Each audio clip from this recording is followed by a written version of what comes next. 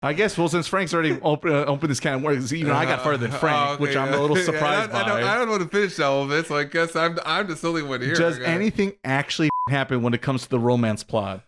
There is a slight little tease at the last episode. Oh my god! Really? I mean, we made the right call for it. But it turns out to be a misunderstanding, so that didn't help. So everything. Oh my god!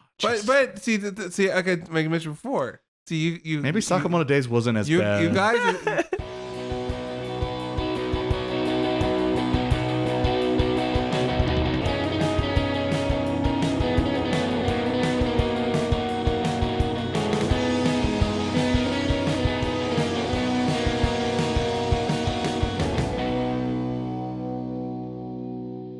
What's up, people? Welcome to our little traveling podcast shack we call Taku Otaku, where we serve up the hottest takes in anime and video games. I am your host for this evening, morning, afternoon, wherever you might be, Ray, aka Sourdough Shonen. And today, we are going to be finally covering our winter 2025, Jesus, that hurts my soul, 2025 season review.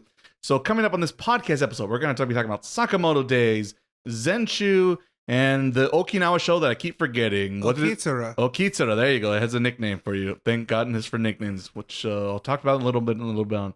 But yes, once again, I am Ray, and joining me on this podcast is my usual anime suspects. We have Frank. Frank, how's it going, sir? Oh, you cut me a mere mid-yawn. He was not ready. Frank was not ready. He's tired. We can confirm Frank is tired. We can confirm that. And what else? How else are we feeling, Frank? I'm good. All right. All is well. You happy with your choice this season, Frank, for your Sakamoto Days? I think I chose the best I could. I did the best I could with this season. That's a statement. That's a statement I might agree with. Stay tuned as we get later on to that. But fair enough, Frank. My favorite student would say, "I'm trying, coach. I'm trying." He's giving his all. And phoning it in is my brother Miles. Hello, Miles. I'm not phoning it in. I don't know. I'm under the weather. Leave me alone. Oh, now he's feeling sicky. Oh, now I played the sick card last time. This guy he's just whatever I do, he's copy and paste man out here. Yeah, that's because I want your germs anyway. If only I could copy and paste the editing for this podcast. That's what I'm waiting for. That's what I need him to copy. All right, general AI will solve your problems. Oh, goodness gracious. Why don't we just end it now? We'll just call it a day. That's it. Final episode of Taku. Hope you guys have a good one. Until then, bye. Oh, AI. AI takes over everything. What a bummer it is. Anyway, there's some things that are good about it. There's a ton of it that's bad about it, but that's for a different podcast, another day. Today, we're here to focus on our anime choices and get to spoiler talk about the big release that just happened in our first round of this year of 2025. But before we get into our full-blown spoiler talk reviews about our anime 3 we have listed, we must talk about what we've been up to, gentlemen, what we've been up to in our daily lives or gaming nerdy lives, and see what we've been watching and playing. And I guess let's start off with Frank. Frank, yes. I'm going to ask you, Frank, what you've been up to recently since our last episode of Taku Podcast. What's new with you, my friend? I was kind of catching up on the animes, so I didn't watch too much, except a little bit of Curve. I caught up with Shangri-La Solo Leveling, and Dr. Stone. I would say Dr. Stone was the last big one on the last That's episode. the one I'm enjoying the most. Okay, well, I was just about to ask you that. Let's see, what else? I started playing Xenoblade Chronicles X. Oh, yes, is the remastered or whatever it's called for the Switch now, right? Definitive Edition. Ah, that's what it is. Get it right. I'm sorry. I haven't picked it up yet. I'm waiting for Black Friday to pick it up. I have the Wii U edition, all right? So at least I have a little street credit there. Let's see what else. Oh, so I have about 3 hours into that game, but like 10-minute gameplay. So I think I created the character like 4 times. I played a little bit. I'm like, I don't like this hair. This is not working. Start over. Yeah. Redhead? Red with black. Ooh. Yeah, mix it going up. for the shadow look. Yeah, and then bright green eyes. Oh, okay. Wow, we're full anime here.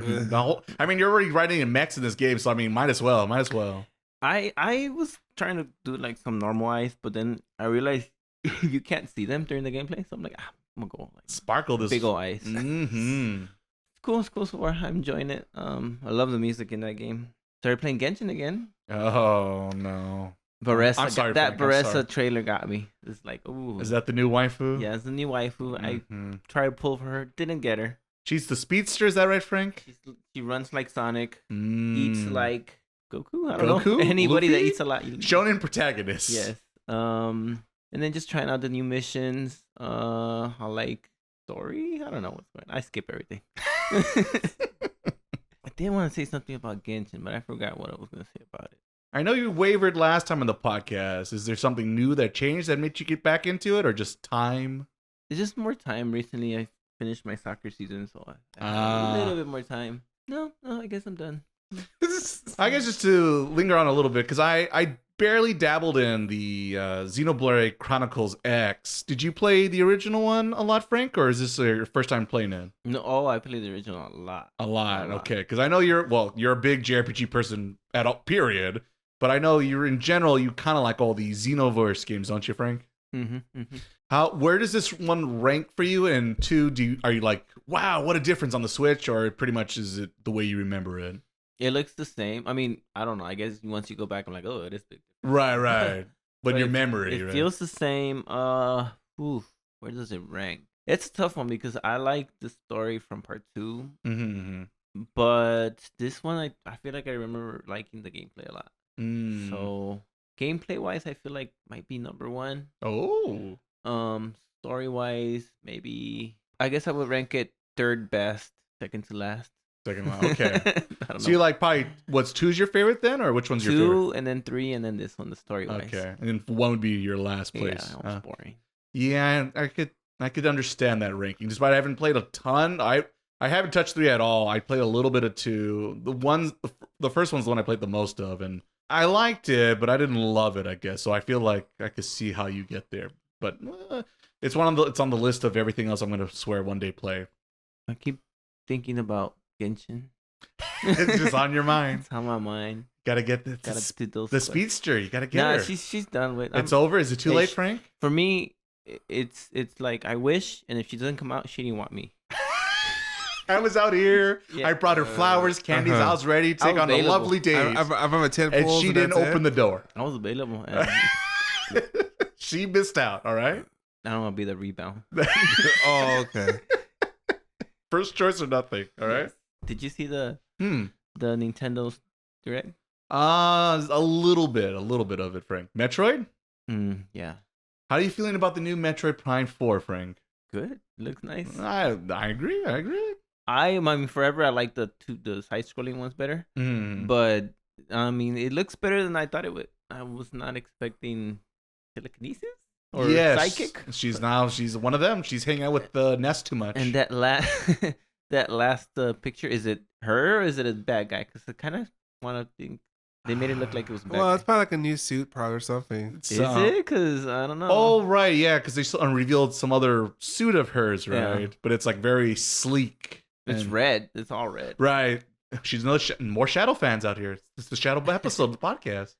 And then I guess just some of the highlights that I was Frank. interested with in the Saga Frontier 2. I want to try that one. I've never played it, but I've heard of it. it looks kind of like They're bringing it. I Saga. didn't know they're bringing it back. Yeah, they brought it out literally today. Oh. Or when they announced it. Oh, Came back. missed out on that one. There's a game that I wanted to try to remember the name. But then another one, the Pac-Man one. That one looks interesting. There's a pack. Yeah, no, the Shadow Labyrinth. Like That thingamabob. The Metroidvania Pac-Man thing. yeah, it's like what, we getting an origin story on Pac-Man? What's Yeah, going on? apparently. It's based on that little short. I don't know if you know about the little shorts they have on Amazon, Frank. No. Yeah, it's based off this little short where Pac-Man is this gritty, I don't know, Dark. dystopia, hellscape thing. And now they're making a game off of that one episode short, and it's gonna play not like Pac-Man, it's gonna play a little more like Metroid, I guess. You know what it reminds me of? Yeah. It reminds me a little bit of that Final Fantasy part 1. Oh, what was that called? Paradise something? Yeah. Requiem in Paradise? Shadow of Paradise? No. Yeah, I could see The that. man's gonna kill Chaos? I was Got it. like Yeah, that's right. that memory thing with Switch. I think that's going to be useful. Oh, the virtual gaming cards Yeah. for digital purchases. That does have potential. I know for me, I'm gonna use it with my brother. I'm like, all right, here. Right. This the fact that you can share with your family if you have the Nintendo Family Plan thing is potentially a game changer for this and the Switch 2, which is right around the corner. Because now I'm like, because right now he logs into my account to play my games, Oh. but I have to be on sleep mode or to airplane mode. Right, for that to make have access to I those. guess now I don't have to do that. That'll be nice. That'll be nice. We're getting a little bit closer, which is good because as a physical person who always collected physical games until, well, maybe at some point I'll talk about that soon on the podcast. I was always been nervous about that because with physical games you could just let someone borrow your game and let them play and then bring it back and you're done. But obviously with digital games you can't really do it unless you're on Steam. But Nintendo's getting a little closer to solving that with this system, so that's good news. Step in the right direction. I agree. Yeah, and interesting is that afterwards, I guess they noticed that also apparently there's ultimately hand Switch 2 editions of games. So like with this virtual game card system, so they might potential like you get like a cross buy. You bought this version, so you get a free version of this on the Switch 2 of this game, maybe. Yeah, it seems like there might be. I guess the comparison would be for like PS4 games that get PS5 editions, right? And they're gonna do that, but now for the original Switch games, there might be a Switch 2 version of those games, but you pay that, assuming they take the Sony model, like $10 more, and ta-da! Now you can play the Super HD version. Yeah, or it's like me and Frank always says, if we play Age Calamity with a full frame rate, that game desperately needs it. I'll tell you that much. As we played on stream during our charity event last year, it was an interesting game, but man, oh man, that frame rate was struggling. It died after like 10 enemies on screen. Anything else from the Nintendo Direct, Frank? No, that was it. I don't know what the apps were. I mean, I guess news, but yeah, it's just like a news app like, thing. Yeah, it's kind of meh. They're like one step away from YouTube or something. Yeah, kind of. They just the idea of we got your eyeballs here, and we could sell this to marketing people and be like, oh, you could sell your advertising spot to us. Yeah, that's a big bull or whatever. But yeah, I think for me, the Metroid I think was the biggest. I feel like there was something else, but of course now I can't remember. There was Pokemon, but I'm not interested in Pokemon. Lightly interested. The Story Seasons Grand Bazaar. Yeah, that wasn't in. Tomodachi Life. Still wasn't in. Well, let it go. Let's just say Metroid. Metroid was the most exciting thing for me.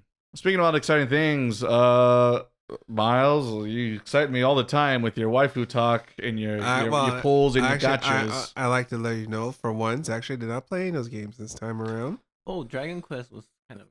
Oh, yeah. I might check that out, too. That's actually pretty good. So, okay, lying to the audience. All right, Miles. All right. Maybe I could talk a little bit, but at the end. But the point I actually played a real game, a real video game with an ending and everything. Yeah, so I've been playing. Halfway through it, Lost Judgment, which is long, like 5 games behind of Like a Dragon Says Yakuza games, I guess. It's been a minute. I guess now it's 2021 technically in the game's time, so it's like a year after technically 7. That's when they switch protagonists, right? Yeah. Okay, I want to make sure. I get my Yakuza lore straight in my head because I'm pretty behind. No, there's a chart. I guess you're wondering. There's a chart people made online. But this one, of course, hasn't any of those guys. It's Yagami again, who's I guess the lawyer / detective who has a lawyer badge. Apparently, there's a lot of weight in Japan. Apparently, I never realized. Like, they always say it, but you can get away with a lot of things when you show that little pin. The lawyer pin, is turning. Have you not played Phoenix Wright? Come on now. I know, but he got away with a lot of stuff with that the pin. So basically, the story starts he had called to a case in which there was a guy. I guess he grew up the lady on the train, but it turns out the guy who grew up with her also might have killed somebody else somewhere else at the same time, and uses that as an alibi to get away from that. The murder, I guess. One crime for another crime? Yeah, that's what the alleged plotline is right now. So he had to prove that it wasn't him. He was here. I was too busy groping this woman, you see? Yeah, so it's Your Honor.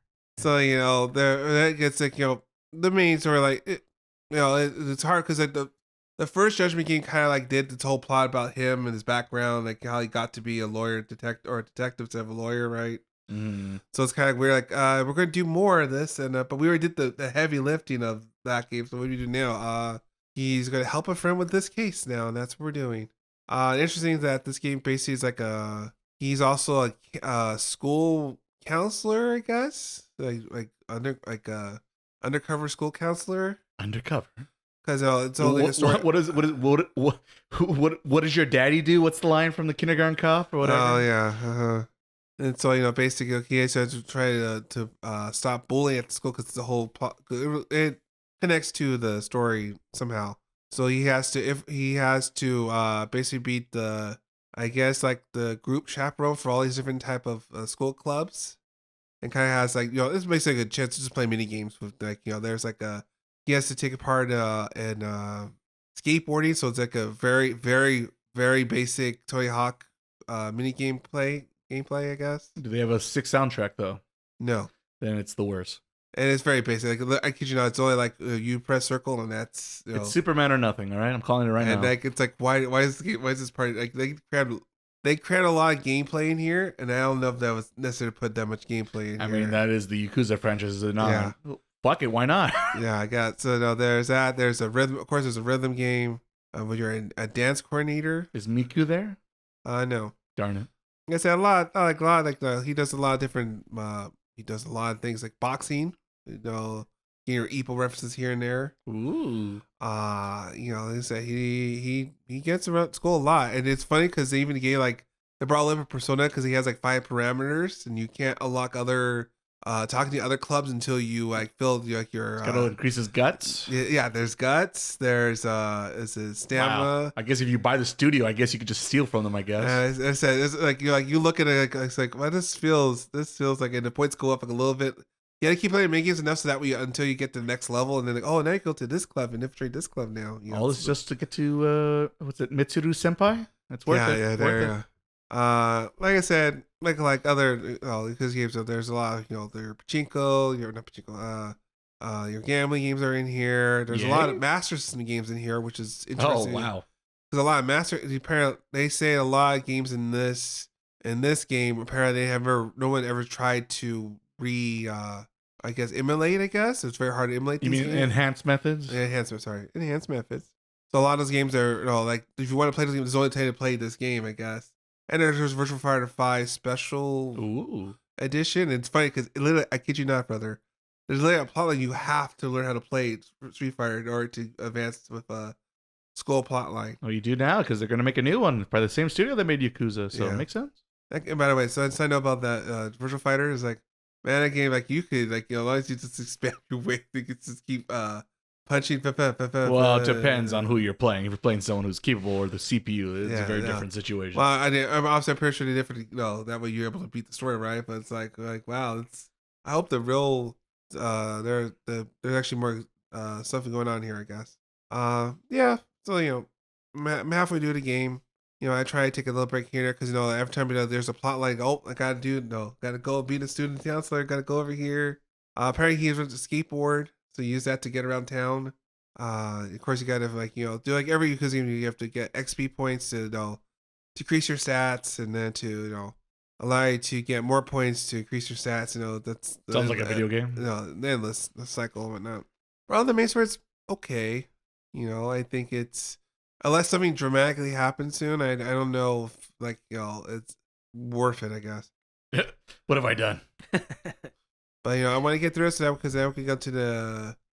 Well, I guess I had to go technically backward because technically Yakuza 7 Gaiden, which is the Kiryu's story, but basically before 7, but no, during 7, before and during 7. I guess. Oh, the man who erased his name. I was talking about. No. Oh goodness gracious, too much. I'm so behind. It's embarrassing. And then I should play Yakuza 8. Then I get to be a pirate. That's my goal. Now in terms of the gacha games, I'm taking a break, so it might be at least a good month or so until the next. I guess I'm skipping this this patch for now. So there's that. How long will it take, Legion? Place your bets now. How long will it take to a cave? I say one patch. That's what I said. All right, but okay. I already saw the art for the next character. After you just pulled a Frank. You took a peek and went like, "Nah, she's not my type." You're learning. You're learning. She's cool. Yeah, I learned from the master. The master becomes a teacher now, I guess. Look, it's admirable that you want to take a break. But when you do come back, you're gonna have to do these quests anyway. So might as well. All right, stay strong, brother. Stay strong. And Frank waits his tap. Yes, good. It's only a matter of time. He breaks. Speaking about breaking, there's my week, what I've been doing, and the little I have been doing, to be honest. So the quick, easy one, I guess that me and Miles, we mentioned a little bit last time, is that we've been rewatching the Daredevil TV show series from the Netflix version, if you will, but now it's on the Disney Plus. You got to watch it there now these days. You mean the Marvels, the Daredevil? Yes, the official MCU Daredevil now that they canon. And we finished season 1 last time, and now we just finished season 2 today, in fact. And still very good, very good. The Punisher, being the Punisher, is probably Frank doing the good work. Yes, he's working hard. You know, our Frank, podcast Frank, he loves the waifus. The other Frank, he likes guns. He likes guns is the quick answer there. Different kind of wife. Exactly. But they both get the work. They put in the work, the effort to get the job done. They work very hard to achieve their goals. And it was still very good to see that scene with Daredevil and the Punisher discussing their philosophy differences is still one of the best things I think I've ever seen in the whole like Marvel universe. Blah blah blah. I say, am I not wrong? Like you got, like Frank, like you listen to Frank talk about, like, you know what? He has some points here. Let's just say once again in 2025, the weight of some of these things mean a little bit more than back in the day, perhaps potentially. But yeah, that stuff's real good. The interesting thing going back to particular season 2 is season 1 I think holds it's like almost like as close as the perfect you get. Season 2 has a couple problems. If we're really poking holes at it and, you know, looking back at it, dissecting it, the second half is a little weaker than the first half. In particular, dealing with all the Marvel shenanigans. Well, sure, I guess, but in particular, it's all the I want to say the foot because it's Ninja Turtles, but it's almost the opposite. It's the hand people, secret ninjas running around New York City, and in certain shots, it's like there's like a million of them. In the next shot, there's only like 10 of them, so it's kind of confusing and weird. And their strength and powers and how efficient and inefficient they are can be a little bit jarring. And then like some of the detective work, the common sense, if you will, of people walking in of like, it's me, Daredevil, and then it's me, Mac Murdock. Like, that's kind of weird. Oh, come on. If Clark Kent could like put glasses on. Well, that's like, it's very Clark Kent, very Batman 89 of like, I just can't put my finger on it. Somehow this Bruce Wayne and Batman figures seem similar, but I can't figure out what's the deal. So it's a little silly, I guess, and a lot of back and forth in those last few episodes where it's like we're fighting the hand, but now I'm fighting Elektra, but now Elektra's fighting Stick, and now I'm fighting with Stick. Now I'm against Stick. I'm with Stick. It gets a little silly, I guess. And there's Foggy come on the scene for no reason because Foggy. And poor Foggy does get the short end of the stick definitely this season. You know what to do with him, and it's quite the Matt and what's the Karen, yes, how fitting. Gets a lot of spotlight, and then like, but like I said, every scene, the first, especially the big scenes with Frank, he sells it. He's Mr. John Bernthal, I think. Is the actor's name. Well, I mean, he's classic, very, very good at that role. When Frank at the prison, Frank at the prison. Frank knows how to handle himself. Let me tell you, and just the fighting choreograph that we saw in season 1 still carries in season 2. So like, it's still good stuff. If you like, you know, your John Wick movies, your martial arts movies, you somehow snoozed on Daredevil, go watch Daredevil. It's some really great dancing fighting, as I would put it. So yeah, overall, I still really liked it, but it's not the 10 out of 10 as I remember it. But you know, oh darn, it's gonna have to settle for an 8 out of 10. Oh, what a shame! What a shame. So that was the big one. What's up, Frank? You got something for me? Well, I just wasn't expecting to get praised, but thank you. Oh, there you go, Frank. I enjoy your work, Frank. Thank you. And then the other thing of note that isn't the podcast note is the thing that I've been working on in particular a lot. I've been slowly working on the last month or so, but really the last week I've been focusing on and where all my time went to. It will actually probably be the reason why this podcast is delayed this week, so I apologize right now. Wow, we're just going to strip a minute right now, huh? We're going right now. Is because I am currently in the midst of this recording, still working on my next video release over on YouTube. For those who don't know, once again, I mentioned in every episode, I am Sourdough Shonen, and I make anime content over on YouTube.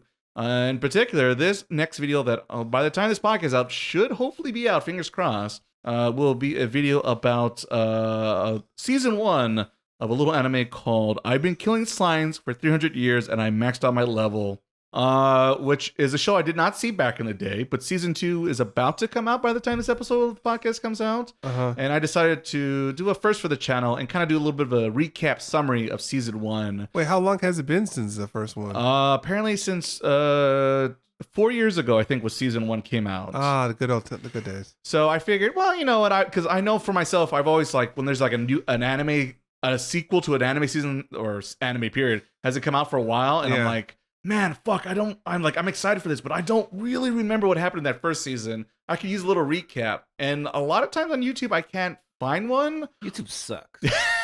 Well, unless you go to Sourdough Shonen, it's great. Like and subscribe over there. Yeah, never. Start to the Taka podcast, and also the Taka podcast, where we also have you can listen to this podcast and enjoy. It sucks compared to what it used to be. I used to type in the song, and then they gave you like 5 recommendations. Like I was thinking about those songs, and now you type in something. And it's just like, well, we think you're mistaken. We're going to show you 5 other things we want. We want to show you. This is true. The algorithm does push you towards different content. And that's why you should go like, subscribe, and click the bell over at Sourdough Showed It so you don't miss a new video. Wow, there's like double in. But yeah, I watched the show. It was the first time watching it. And yeah, I've been working on that video. It's different. It's interesting to say the plot and not like review it, I guess. So it's been an interesting experience for me. Working on that, and hopefully, like I said, hopefully you find it guys a little entertaining. I try to punch it up with some jokes and humor in there. So if you're curious, go ahead and check out that video down below in this link of this very podcast. You can find the link to my YouTube page. Pretty much, you type in Sourdough Shonen, you'll find me on YouTube. That's why I picked the name. But yeah, it's a cute little show. It has more with a name like that. You think like, oh, it's every isekai power fantasy thing you ever have. And it is an isekai power fantasy, like no doubts about it. But it is relatively funny, and I think the bigger sell part is it can be quite wholesome. It is a very girls' power, if you will, kind of show. So if you're like Miles here and likes this, I'm not saying anything. Why are you looking at me? I'm just saying you have a record here on this podcast itself, Miles, of picking cute girls doing cute things. Are you gonna let the podcast tell you what I like? But also, so it's cute girls doing cute things, but also with a little purpose and meaning behind it. So if you want a Miles show with also a little bit of a Ray show, you might want to check out 300 Slimes. I like how it's surprisingly better than you might think. I like how that little jab you did right now, just a slight little jab. I'm just letting our old time, our hardcore listeners, let them know that they're listening right now, and they're talking. That's like, oh, okay, Miles. I think I just got Tiger dropped right now. That's what just happened. Are you saying there's shows with cute girls doing cute things without purpose? I have bad news for you, Frank. It might be a thing. It might be a thing. God. See, that's what I'm saying. I like how the little jab. See, but it actually has purpose stuff. Like, hey. There's a little bit of a reason behind the madness. So I'm just saying. Hey, girls want to go out and they want to learn a new thing, all right? And do something more. And that's there's a purpose. There's a purpose there. So it was a pleasant surprise. So if you're curious to see me kind of summarize season 1, get ready for season 2 that's about to air around the time that video and this podcast comes out. Look for that. Poor editor Ray has a very busy week ahead of him. But yeah, go ahead and check that out. I would really appreciate it if you do. But yeah, that's pretty much been my free time in the last week or so. So yeah, hopefully next time I'll have something more exciting to talk about. But yeah, that's free promotion for my YouTube stuff down below. I think that's about it. 2 seconds. Paper Mario update. I picked my color Yoshi from 1,000 Year Door. I had to bring out. Apparently, you have to do a timer during your wrestling days to get the right color Yoshi. And I was trying to get my orange Yoshi, and I got him. All right, gentlemen. So with that box checked, we can now move on to our next big and ultimate section of the podcast. The reason everyone tuned in is to hear our thoughts, praises, concerns, spoiler talk about anime season or winter season 2025 with Sakamoto Days, Zenshu, and what's the Okitsura. Yeah, it shows you that title all the time, and you think it would stuck with me, and never did. Just never did. Let's not keep the fans waiting. Let's go into the popular show this season, bro. Okitsura? Yeah. Nice try, Miles. Nice try. All right. You got your slime, cute girls doing cute girls segment. All right. You cashed in all your good points. All right. I don't have points. You have points. All right. We covered cute girls doing cute things and gotcha games. You're winning, Miles. Quit while you're winning. All right. Walk away and let Frank talk about Sakamoto Days because he has the hot, sizzling show from this season, Frank. So, Frank, if you could be so kind and share with us a quick summary or synopsis of what Sakamoto Days is all about to get people excited for it. Let's see. Sakamoto Days. I don't know why it's called Days, but Mhm. it's about this guy. His name is Taro Sakamoto. Taro Sakamoto. Mm-hmm. So he is like this super amazing assassin who one day falls in love with a girl. It I happens. think at a convenience store. Yep. Yep. And she basically makes him quit being an assassin, and he likes her enough to comply, and he starts living a normal life as opposed to the dangerous assassin life. Mm-hmm. Mm-hmm. And then we fast forward 5 years, I think. Yes. He is fat, and somebody is looking for him, who I forget his name, yellow hair guy. It's Shin. Shin. Shin, It's there like you- it's one syllable. That's all I can remember. One syllable guy. So Shin is a assassin also, and I forget why he's looking for him. I think he wants to kill him. Yeah, he's like trying to like rekindle his. Well, he's sent there because of his boss, but he wants to find him personally because he knows who he is. Oh, okay. Ends up being disappointed because he finds out that he's fat, and he's like, "Oh my god, this is not the legend I was expecting." And he tries to kill him, but fails. And they're like, "Oh, wait a minute, I guess he still is good." He still got it. And then he ends up working there somehow. I don't remember. Yeah, the no. first 3 episodes are very foggy. It's been a very long time. It has been a long time since our preview. So that's that, and then he ends up working for him, and he has to follow the rules of I cannot kill because my wife said so. It's not because he doesn't want to. My wife said so. Happy life, happy wife. All right. Let's see, and then they meet red hair girl, which now Frank is now it's- really now it's turned. getting good. Now you know why he picked the show. for Frank's this in, season. Frank's in now. She is this Chinese girl who is part of a mafia family in China. Mm-hmm. Mm-hmm. Ends up getting saved by Shin and Sakamoto. Forgot how they saved her, but they saved her, and then she ends up becoming part of the Sakamoto family and also works at the store. So yeah, that's what it's about. It's about this old legendary assassin, which they say a lot. Yeah, they do. Yeah, they do. I'm like, how do you know? How do you know? Like, this isn't assassin work supposed to be discreet? He's not a very good assassin. So I guess Sakamoto Days is about this legendary assassin who became an ordinary guy and ends up meeting a bunch of assassins, and he's trying to fight his way out of his old life and just live a normal life. If I can, I don't know if I'm just doing a good job. No. That's how I would summarize that show. That's it is. That's what it's about. Frank, how about some early impressions or thoughts about the show? Maybe the reasons why you picked the show, and maybe did you have any expectations for it or anything like that? Because I know it's based off a manga, but I imagine you haven't read the manga by chance before this. No, I haven't read the manga, but I thank you, YouTube. Keeps showing me stuff about it, even though I didn't ask. We think you like it. They They must tune in the podcast. Well, I just don't like that overhype, Mm. and I just wish that they were like, just give me an honest, real review. Don't say like this is the next greatest thing, blah blah blah. Yeah. So that kind of distorted my. So I was expecting a lot, and at first it was great because I'm like, ooh, this animation's good. The opening song's not that good, but it looks nice. Mm-hmm. It looks nice. It kind of gives me Persona vibes, but only Persona part where you're not fighting.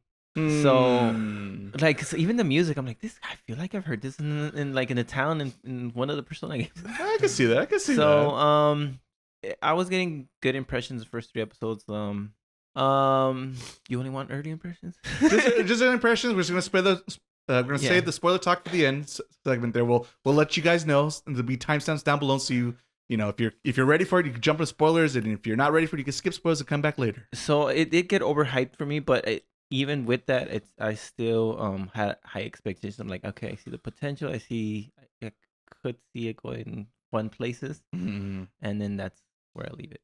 Okay. I guess we're gonna change it up here on the podcast a little bit. See how this works. Frank, Doesn't work. No, don't like it. To talk to Frank. Oh, that was my biggest mistake. Me again? I know. I'm That double was done. dipping. I'm already halfway No, through no, my water. I'm gonna need another water bottle. Can't go on break yet, Frank. Can't clock out. Frank, for you, without getting to the spoiler talk and details, do you have like a verdict for this show, or like any recommendations for the show? Who do you think would like or not like this show? I would give it like a 6 out of 10. 6 out of 10. Okay. Which is barely passing. It's above average. Above It's average. D. It's a D. I'm not sure the math checks out there, but Yeah, I mean. Well, yes, I guess 6. If you a 6 out of 10, 60%. Yes, this is true. Yeah, I mean, anything below 60 is an F, isn't it? Yes, Yeah. but I guess because if you take the average would be 5, right, on a 10-point scale. Oh, okay. So So we want to go about 10 points. Well, it just depends how you think about it. So right? 5 would be a C, and if we're going, if we're making every number matter. Yes, yeah. Basically, if Okay. it just depends how you think about it in your head, right?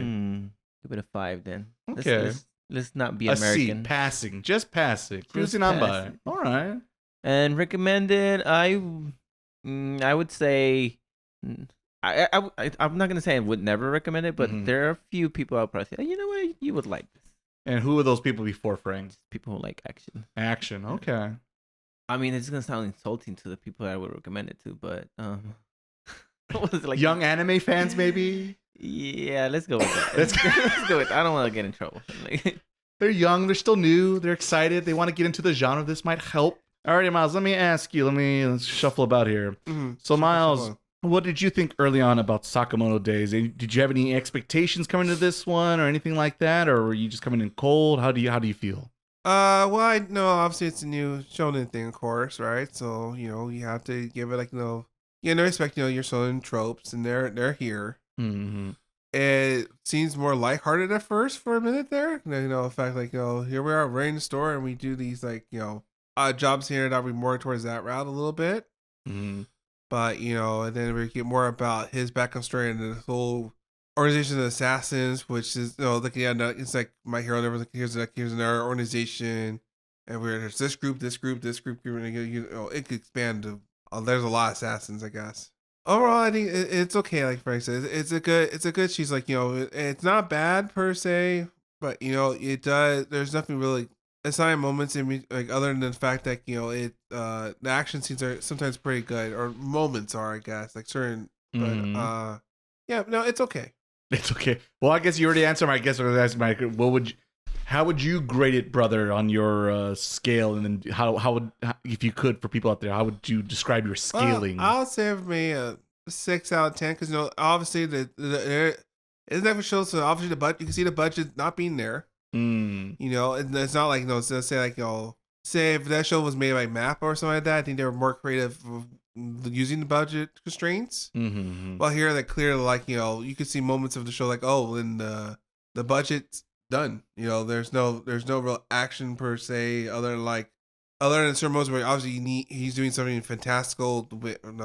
Somehow he's doing something very fantastical, I guess John Wick actions. That's the best way to describe it. Yeah, I suppose.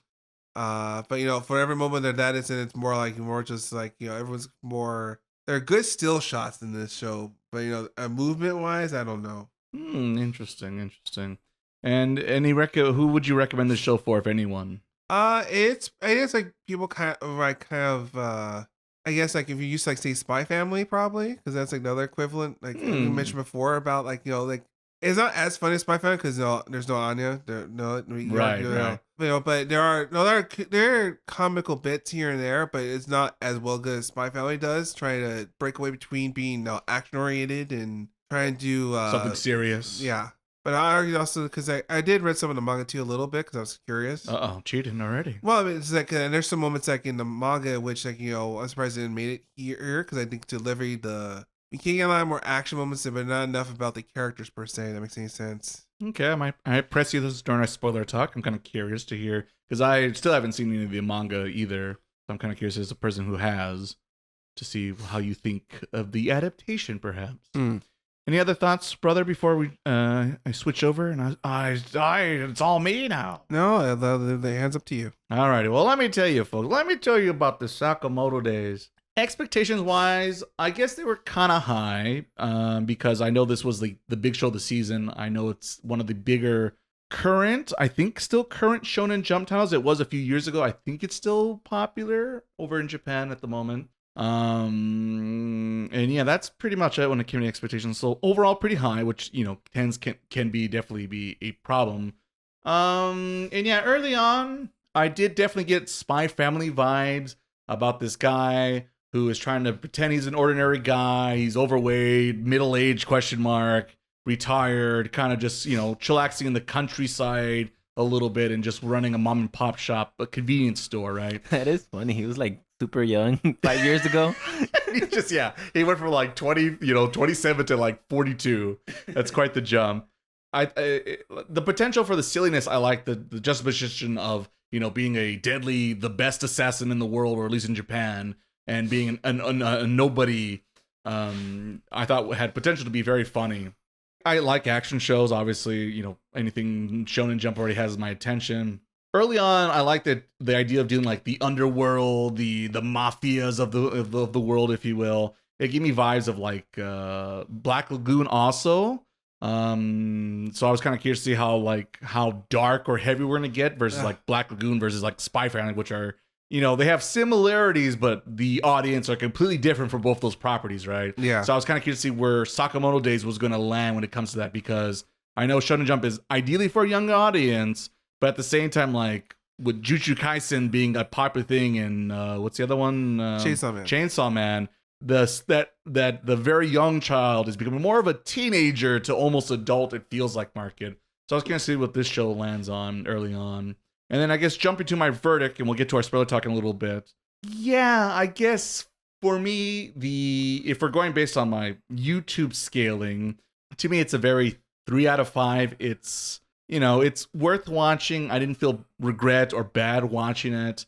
But it is a little bit better than average, because in my head, I always think of, as I was kind of talking about Frank a little bit when he was talking about his score, in my head, the middle is, average is like a C minus, right? And this is better than that, but not a ton better than that. Thus, a 3 out of 5.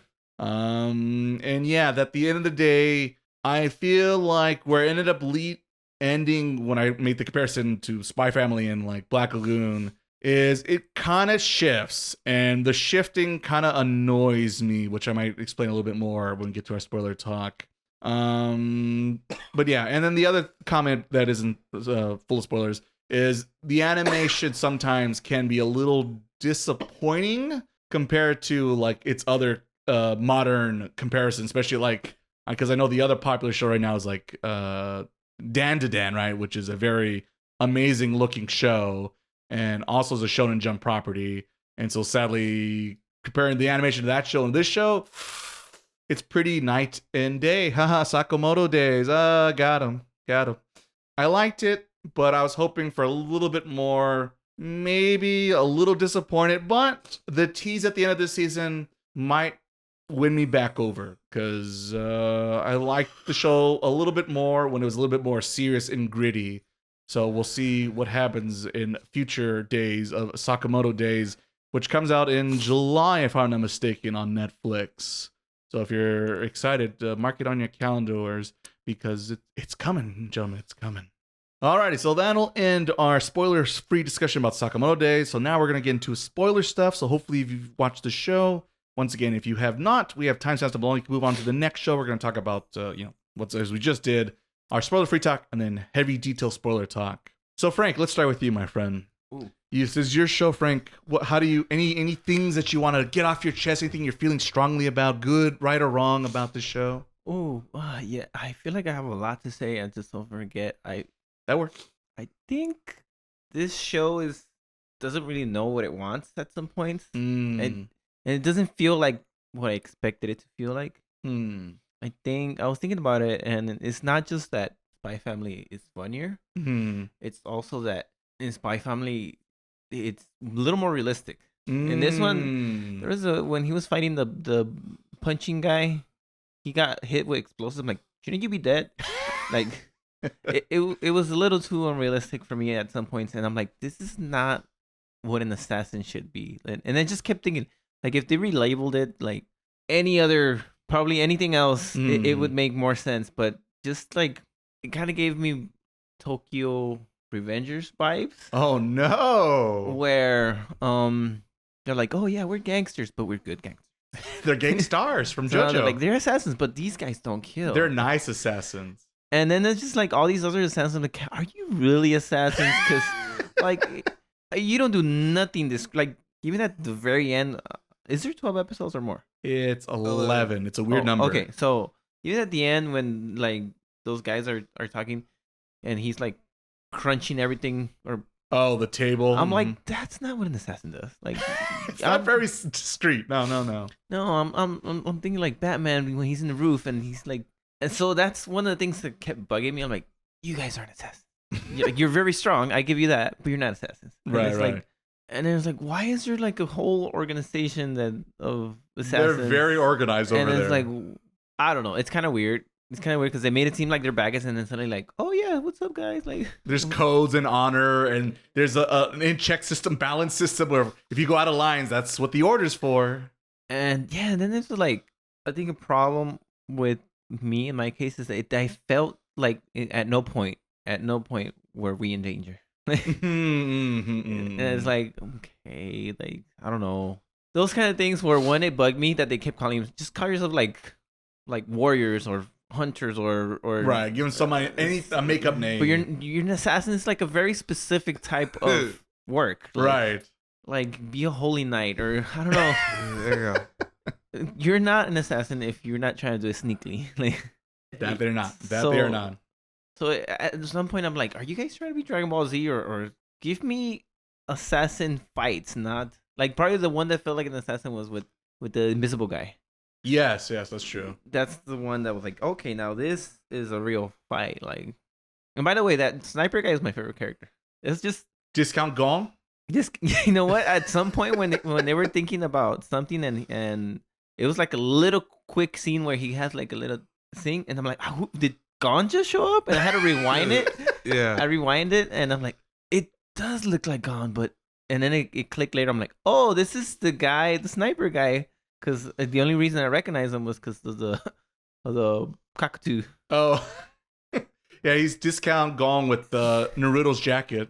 Yeah, yeah. So I mean, just like the scenes that he's in, I was like, oh, okay, I like this guy. Like, but the other characters, He's silly. like the main character, I felt nothing for him because he never says nothing. I'm like, Which is a little weird. He's just boring. Even when he says something like, really, like early on, he gives you the impression like I don't give a crap. Like, right. And then he's suddenly like the nicest guy. Like, I'm always gonna do the right thing. I'm like, no, you're not. No, you're not. Stop lying.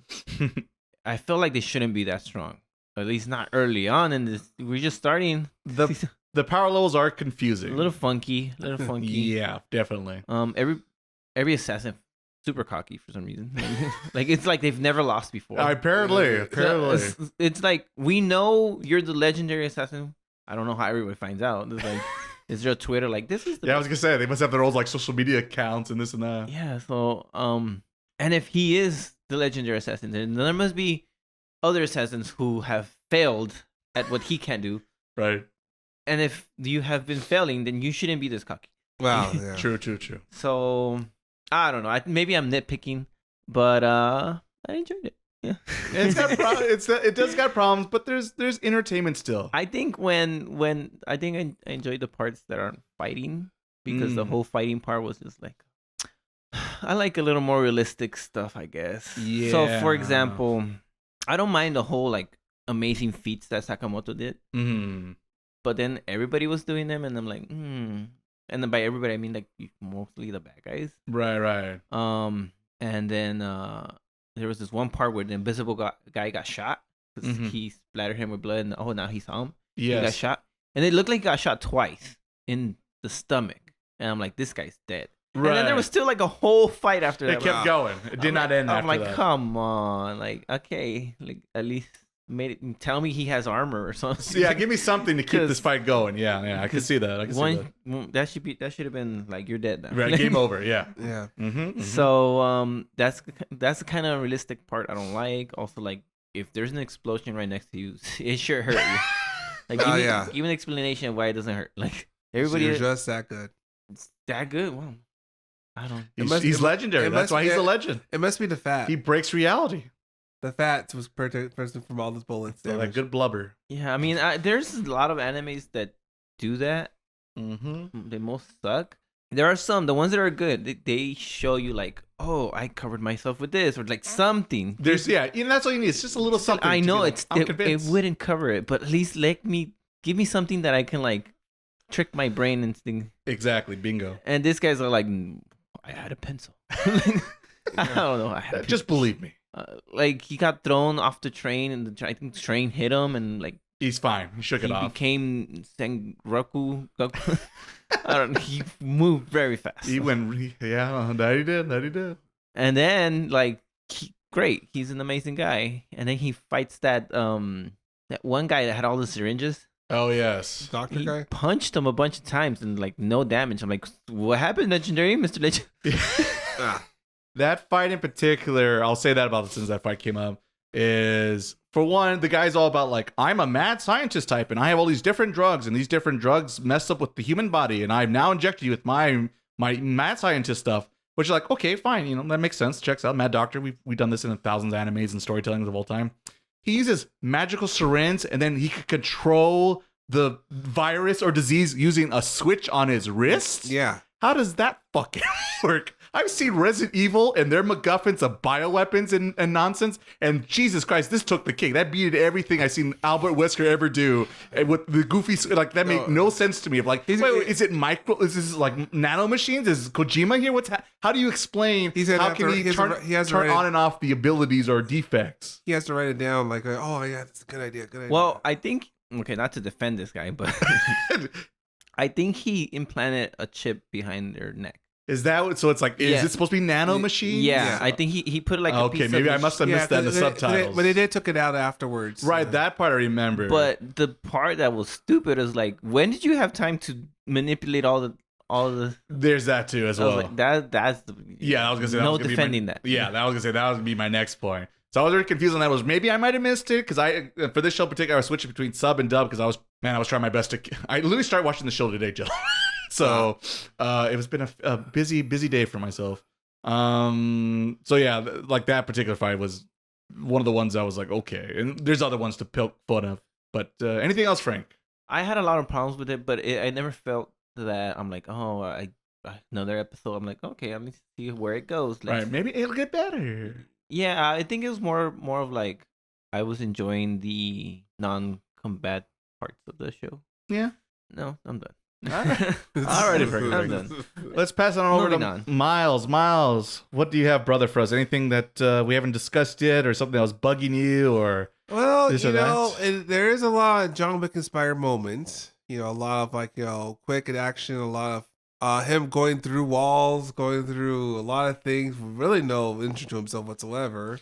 He breaks the rules of, as Frank has mentioned, the rules of physics and reality quite a bit. Versus like John Wick's pretty down to earth when it comes to that kind of stuff. In this show, pretends it's John Wick and then goes, "Nah, we better than that though." Yeah, so like he does some amazing things that like really doesn't make any sense. You really sit down and think about it. There's also moments like I felt like we've seen people like, oh, it's this guy. Oh, I don't have to worry about it. And they leave like we butt into his buddies. Like, he's here. We don't have to be here. And he left. The part was funny where that's not how the body works. There's this one part where he said, "Is he even human?" I'm like, "Have you met yourself?" Yeah, I did think that same thing during that fight. Like, bro, who are you talking to right now?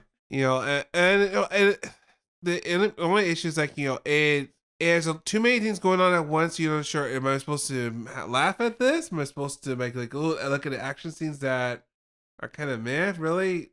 In terms, like how many, like because he has what's called Satama problem. Oh no, here's Sakamoto. He's gonna solve the problem, and that's it. We're done. Right. Even more so with like I think you get probably to his body changing physics a little bit, but I'll wait till you talk about it, brother.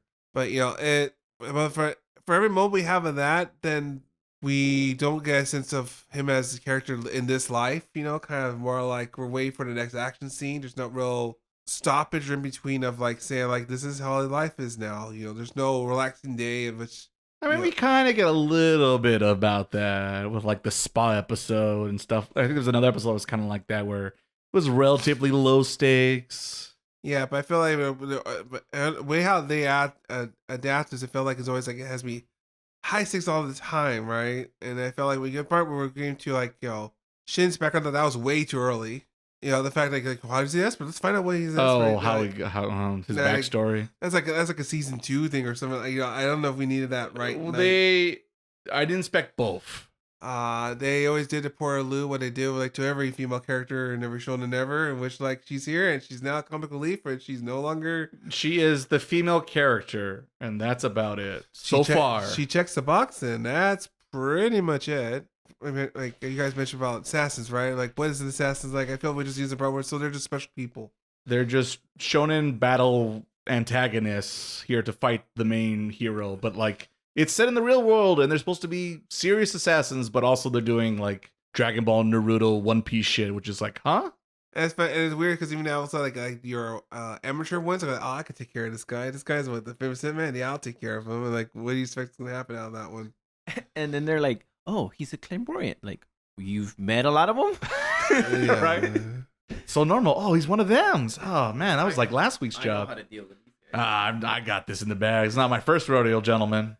But you know, but there's a lot of tonal shifts. Like in one episode, like that it's kind of hard to say what exactly the show is. Am I supposed to? I'm still hoping to find its footing where it is, because I feel like it's too busy trying to be like a little Spy Family, but a little bit also a little bit like One Punch Man, a little bit like I feel like it's trying to do so many different things that it doesn't have its own original thing yet. Yeah. So that's my 2 cents. Alrighty, fair enough. I agree with you. I can see Better said than nice. I try to say what you said. Definitely some similarities between you two gentlemen. It seems like that, and I guess you could I'll say it right now. I guess we're on the same wavelength, gentlemen, because I also too felt pretty darn similar when it comes to the more spoiler talks about the show, and as I tease in my pre-spoiler talk, if the fact of what is this show going for? Because here's the thing, I like both shows. I like a dark, gritty story about the underworld and assassins and working in the mafia and, hiding from the cops and the, underground, this and that, talking about the dirty and any job for the buck, whatever it takes. We don't care. We're just a bunch of assholes out here.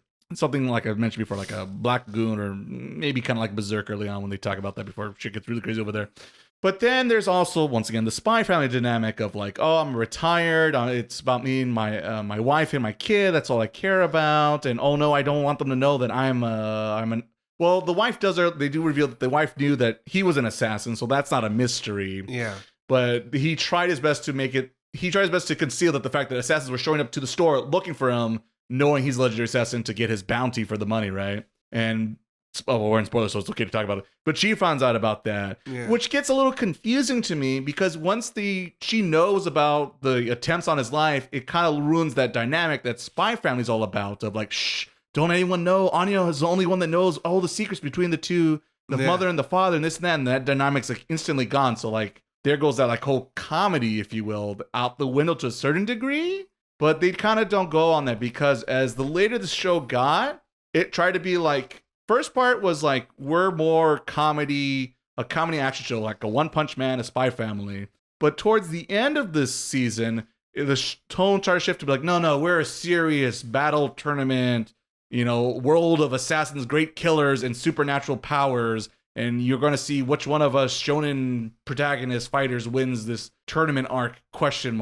So it's a little confusing to be what show did you come here for, because you're going to be disappointed, right? And it's in the middle of like the action's okay, the animation's just okay, especially once again you compare to like a Dan, Jujutsu Kaisen, JJK, and all these other really big Shonen Jump titles. It's a little lackluster in comparison to all those. Overall, it's fine animation-wise, but if you have those expectations, you might be disappointed because it's not really there. And then if you want like the more realistic like gunplay action that once again I'm gonna keep the same Black Lagoon because the show kept me thinking about it, and I love Black Lagoon.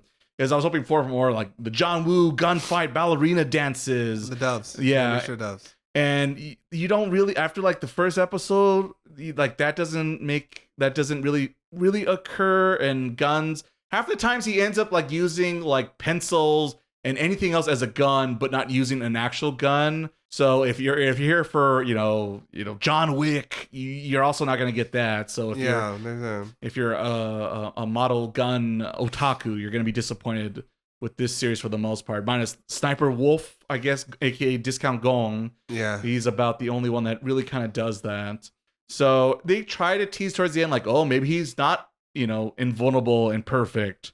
But it's very hard to switch from this to that without really transitioning there. And it kind of tried to do that, but it wasn't perfect. Well, it was little bumps here and there. It was, definitely bumpy on the journey there. And then, I did find the fact that he doesn't talk weird. It just felt like by him not talking, they justified Shin's existence, which is a very weird thing to do as a writer. Yeah. I just don't like, well, why can't you make them interesting characters and have a dynamic together? And it's just like, nah.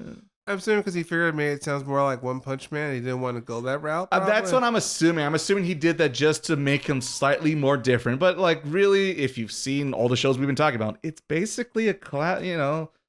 I mean, everything. There's no such original ideas. Some nerds might say. Like I said, season 2 teases a little bit more of the seriousness, which I think I liked a little bit more. Because it makes even Black Cat, more Shonen Jump titles that are a little bit more serious and deals with organized crime, if you will, and hitmen of sorts and their weird powers. But that one's very Shonen Jumpy with here's the powers, so it's a little bit more straightforward and honest. So I kind of appreciate that show now in retrospect, thinking about it. But yeah, the problem is okay, he's running through trains and punching through walls and doing all these like over the top, anime Dragon Ball nonsense.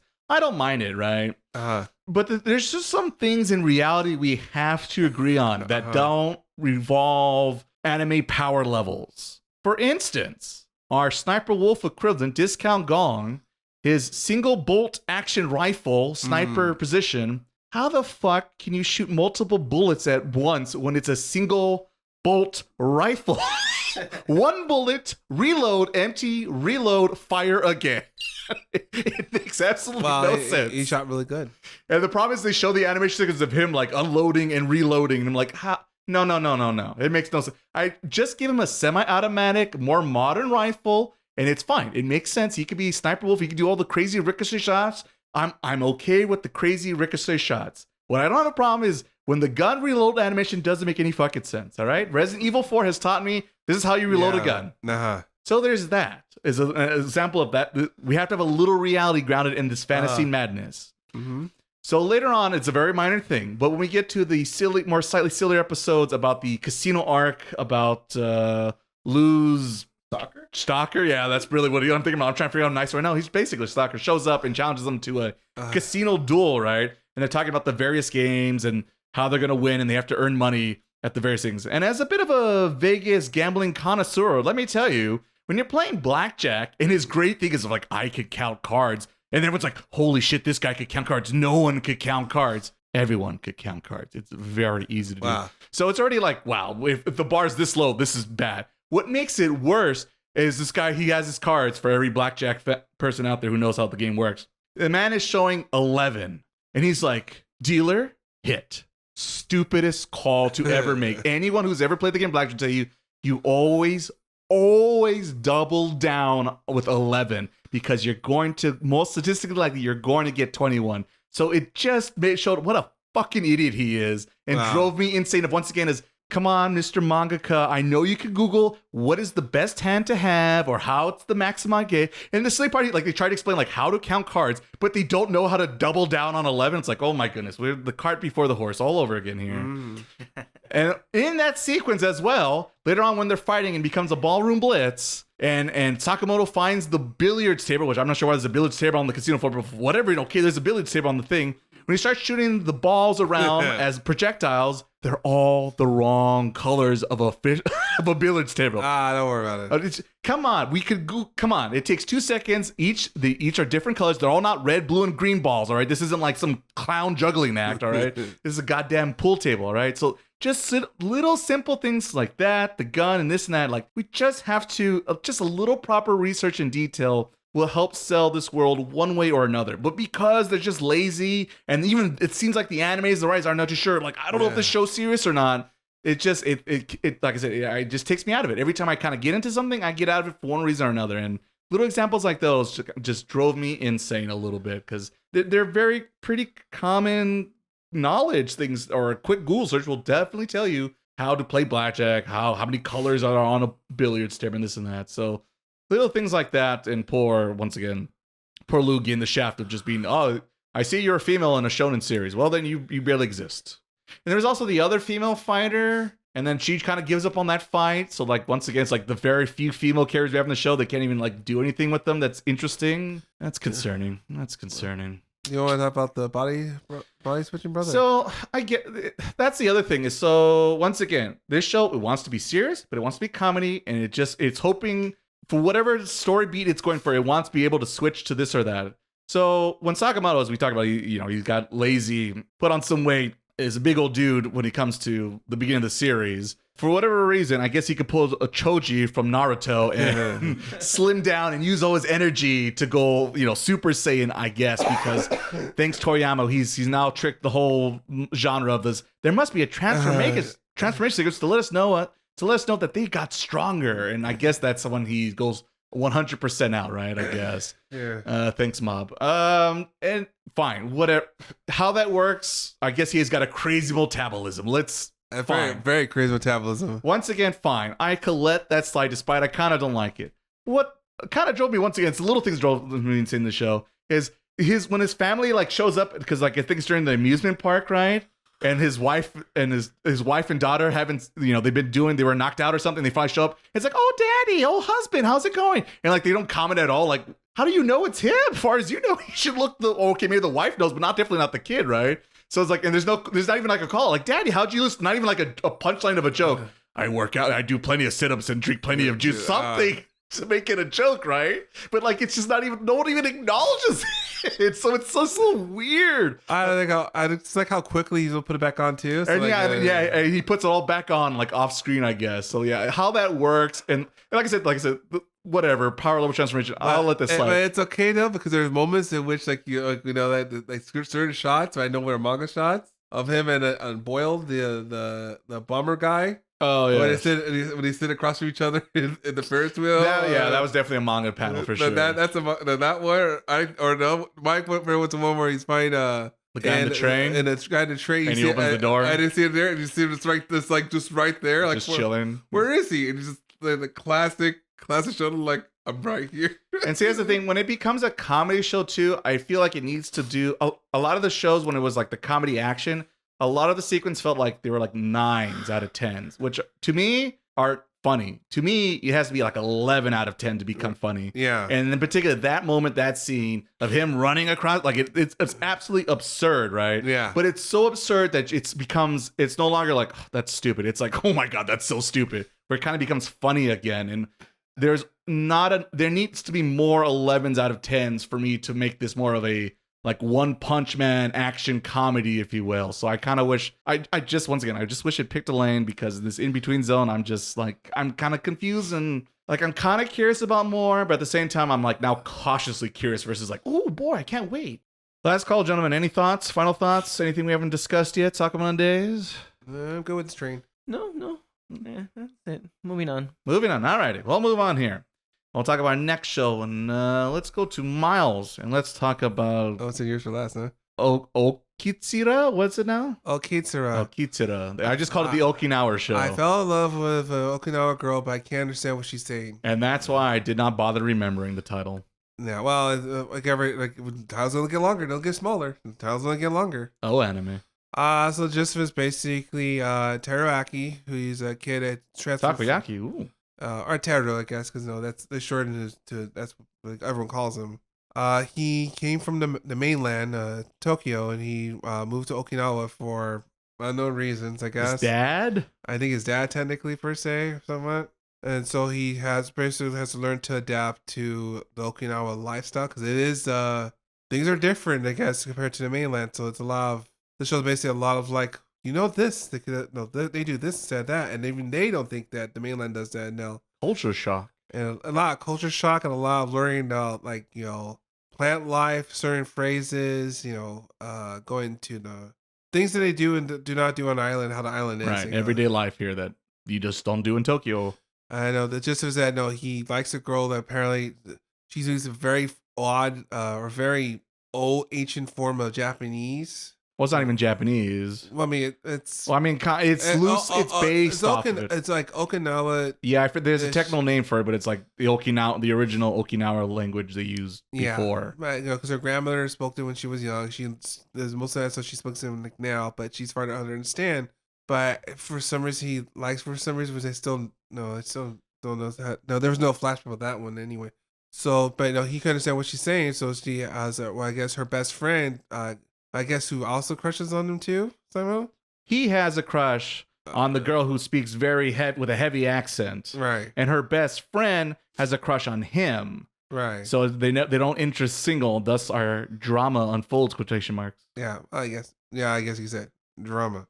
But pretty much at the end of the day, the show's pretty much Okinawa daily facts. And that's where we're at. All right, so we got a love triangle in Okinawa, basically. Yeah, basically. To really summarize it, like Dr. Stone Okinawa edition. Dr. Stone. How do we get to Dr. Stone? Because it's like more like daily facts, how things work. Wow, that's yes. I guess if you really simplify it, I got yes. excited already. He's very excited about it. He just have to do Dr. Stone. Alrighty, Miles. Did you have any expectations, hopes, thoughts, or dreams early on about this show before we get into our spoiler talk? No, I did like the premise of learning, like in our culture, it was like learning things. I guess like trying to be educational, like how certain certain cultures in that we're it's not normal, general knowledge, general knowledge, right? Oh, I pretty much always use kind of like a stereotype, kind of like a gimmick for certain characters, kind of like from Okinawa because they're more like relaxed and more kind of like a lifestyle, right? But it's right. Like, why is this lifestyle? How is this lifestyle come to be? How's the island like? How's like the wildlife? Literally the wildlife, Mm-hmm. And so it's a lot of like I was learning Okinawa culture really, and if everything else happens, plot wise and like that, I know that's in the back mind because it's pretty much we're discussing talking to the mainland to how Okinawa is or vice versa. I don't know. That's pretty much my impression of the show. All right, well, that's all right. I guess they go to where I was planning. But what about verdict, review, score before we get into the details of said score? But how would you rate this one, brother? I rate it 7 out of 10. So better than Sakamoto Days.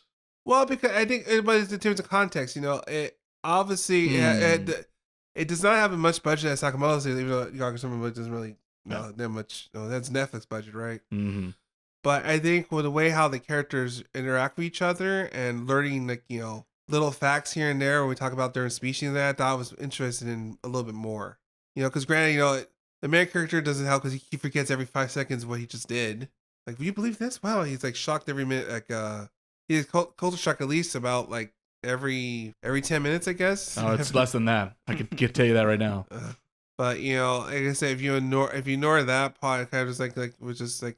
And the little mascot helps try to explain how certain things are on an island and how people think and how I guess the way how life is on an island. I guess what maybe a little more interested in. All right. Anything else, brother? I don't know if I don't know if you're waiting for to say something or you're out of ideas. I'm confused.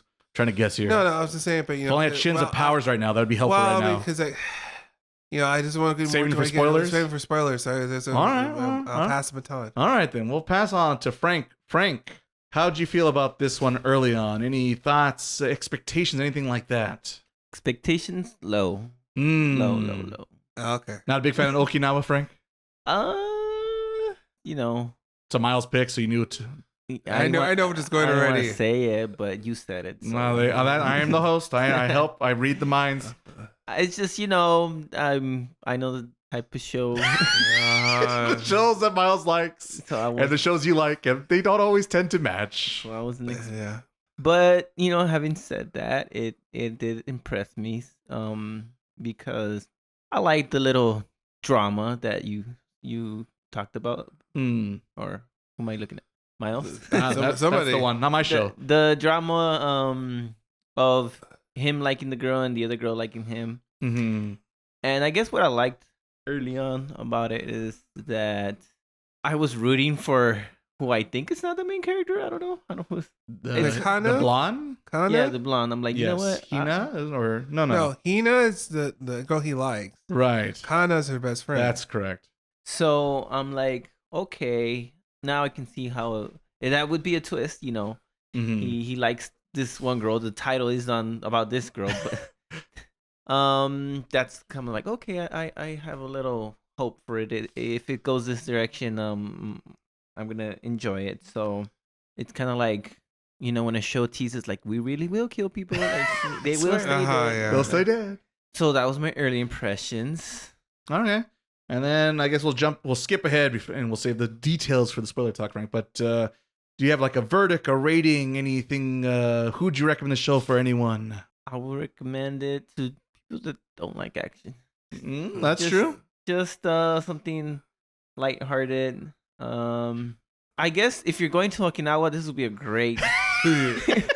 Well, It is great if you have plans to go to Okinawa. Have I got a show for you? it's a great promotional piece. Like you say, if the tourism board, I'm pretty sure I'm pretty sure the credit down below and those credits at the end. I kept thinking, like, are these things true? These seem so out there. unrealistic. Like, does it rain that often? Like, No way, bro. and then the one that where like everybody stops and dances. Like, really? Like, now you gotta go to find out, Frank. oh, like this would be crazy. Like, It's all part of the plan. that's right, boys. We're gonna go next year. We're gonna go check and find out. We're gonna investigate a taku investigation. I mean, we're kidding about it, but I did actually. I need to check this out. We gotta know. I'm not opposed to it. Start it on our Patreon page. Yeah, a GoFundMe page. Yeah. Where we're at it. I'm like, because when I watched Karate Kid Part 2, All right, yeah, that's in Okinawa. Yeah, they did not. Mr. Miyagi did not mention all these little things about the island. I'll tell you that much. Right. Who is misrepresenting? Who's the liar, Mr. Miyagi or this clown? Having said that, I feel like this, out of the 3 shows, this is the one that knew what it wanted and it stuck to it. And yeah, I'll finish it with that. That's a fair comment right there, Frank. And I might steal it in a sec. For myself for this show, expectations, not high, not as high as Sakamoto Days. So I think that's a fair thing to say. Point taken, brother. Point taken. So here's the thing, Miles loves these very happy-go-lucky, nothing happens shows that might deal with some cute anime girls, and then that's the show. They do go through like different problems today, like tofu, things like that. I mean, so that's the thing. So already I was a little nervous, but I started watching. I was interested about the Okinawa aspect of the show because in anime media or even like in Japanese video games, like sometimes you go to Okinawa and like the one or two things, like the fact that often the dog demon statues is a very popular thing. Shiba, that's what they're called. I'm trying to remember what they're called. So that's a thing. The fact that in Okinawa you actually drive cars and not use like trains like in central Tokyo, Japan. Unless you're Kiryu in Yakuza 3. Oh, okay. You did not keep up with that one. And stuff like that. And the fact it's always sunny and the beaches are beautiful, right? I think those are things that I think everyone could agree on. These are things that we associate with Okinawa.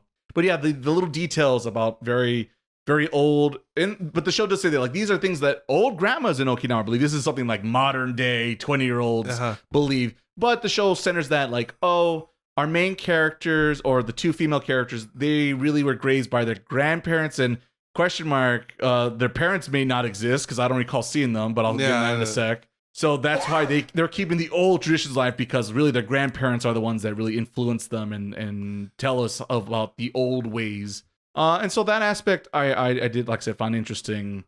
And so yeah, that's what I thought. The love triangle thing early on, I was like, oh no. Yeah. I am not the biggest fan with love triangles unless they're done a certain very over the top dramatic way. Verdict wise, kind of like Frank, compared to the other 2 shows that were on the docket for today, at least this show is honest. It told you in the beginning the show's going to be about this, and that. And it did deliver on this, and that. It's about kind of a love triangle, and it's really about fun facts about Okinawa. And, during the festival, they do this. During the daily life, they do this. And to play the instrument, you play it this way and this and that. A lot of, history, fun facts about a culture that most of us probably don't know a ton about. So I did think there was kind of some facts were more interesting than others, obviously. Maybe if I'm being really technical about it, maybe it might be a 2 out of 5, but it's somewhere between adequate and just slightly subpar. And the animation is the factor I would probably point to it. But what the asterisk I'll say with that score is I did not get a chance to finish the show. This season I only got to episode 6. So I will be inquiring you gentlemen about certain details when we get to our spoiler talk. So that score might easily change when we get to our spoiler talk, or when I get a chance to watch it all. But sadly, like I mentioned, I've been really working on my YouTube stuff this last week, so I did not get a chance to catch up. And work was also, and I forgot to mention that during work. Work has been a nightmare this week. Shadow showed in on YouTube. Yes, you go check that out. Link description of this podcast. And now, with details, let's get into our spoiler talk about Okitsura. So once again, timestamps below in case you didn't hear the first time. You can jump ahead to Zenshu if you're not ready yet. But if you are ready, brother, why don't you get us started on this conversation? Anything about this particular show that you want to vent or talk about in details and let everyone know why the show's so good? Well, the problem is one of my shows in which, there, like you mentioned, I don't really like, I mean, I do particularly, obviously like Daredevil stuff. We watch more action content, right? But sometimes I want to relax and I want to learn. I want to learn stuff. Kind of like I read Doctor. So I never watched it technically yet, but I did read it. But and I thought that the goal of it was to say, let's talk about Okinawa and how this poor guy who gets shocked by every 5 seconds, like learns about the island, and like some ideas, like something I don't know if it's a little 100% true, especially about like the weather, the creatures that they talk about sometimes, and also I like how that's also they decided to put realistic bucks in animating those characters for some reason, and the debatable love triangle that exists, but like the function, it functions as a way for you to watch the show per se, right? It's not really. It's there, but it's not really the main focus. Well, it's there to hopefully you like love triangles and you'll keep watching the show because of love triangle. It is funny because even more, especially when their other friend, Yai, the other girl, like finds out like that kind of likes poking at the hornet's nest. Yeah, she likes poking at the hornet's nest, and just like every opportunity, just like let's see how she reacts to this, And that was kind of a good chuckle. The fact that we're talking about like when like in Okinawa, when they say let's go to the bathroom. Well, they're going to go to the bathroom. I mean, you gonna go with them to go to the bathroom, right? And how Homeboy could figure that out like twice. This show can be very, very nerdy. It really kind of expects you to the Japanese language in the very nuances of Japanese language to kind of get the joke. Yeah. Which, as a panel of podcasts that are not native Japanese speakers, can be a little confusing, perhaps. Right, and also know that the fact that sometimes I think because I know you probably had an issue with it. I remember you were telling me was that there's a lot of gibberish on the screen because it's hard because they're trying to do subtitles on top of subtitles on top of subtitles. Yes. So I can't give a direct to go like who's saying what now, what's going on, am I here, who's there. Yes. Like a lot of Japanese TV too. Also, if you've seen some time. Yes, regular Japanese TV is full of text, and this show is also full of text. So if you don't like such visual disorganization, this show might not be for you. I do like the sound effects though. Like the little. They do a lot of the silly anime noises for comedy. That helps. I guess. But I guess what really got to me is, like I said, with the grandparents and the grandparents and living on an island, talking about how their lives are, having personalities to their grandchildren, and kind of like I guess that got to me a little bit more. I guess. Yeah, that's true. I can see that. But although yes, it's not like obviously not gonna have like your solo leveling budget, right? No. But I will, like you mentioned before, and I'll say it right now.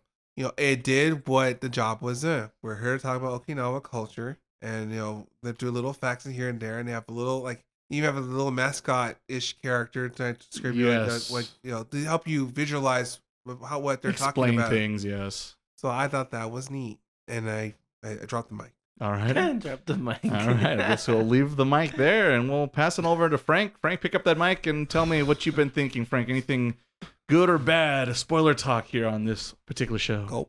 I kind of piqued my interest the first 3 episodes, and then it was just too much Okinawa for me. It's a lot of fun facts, and I was like, I'm not going to Okinawa. Please carry on with the story. I don't need to know everything about Okinawa. I just want to know. Are they who's gonna hook up with who? Yes. or at least something happened. Something happened to someone. I'm begging. See, that's perfect. You thought that the triangle was the important part. That's your mistake. And boy, was it a mistake. Surprise! But realizing my mistake, I decided I'm gonna gamble and guess that nothing's gonna happen. Oh, that's cool. So I stopped. How far did you get, Frank? Episode 3. That's as far as you got. Wow. Okay. Wow. So I'm like, jeez, and this is why I'm mad at YouTube, because I'm like, well, let me just go to YouTube and watch a recap video. Watch a recap. Nothing showed up. Oh, see, that's my next video, Frank. My next video. Okinawa, Okitsura coming next. But it's like, I'm sure someone did something about this, or someone's done the hard work. You used to be able to type in the most obscure things and something would show up. It's hard, Frank. It's and hard. Now, let me tell you. like unless you get every part of the title right, it's like, you put the legend, you put Zelda.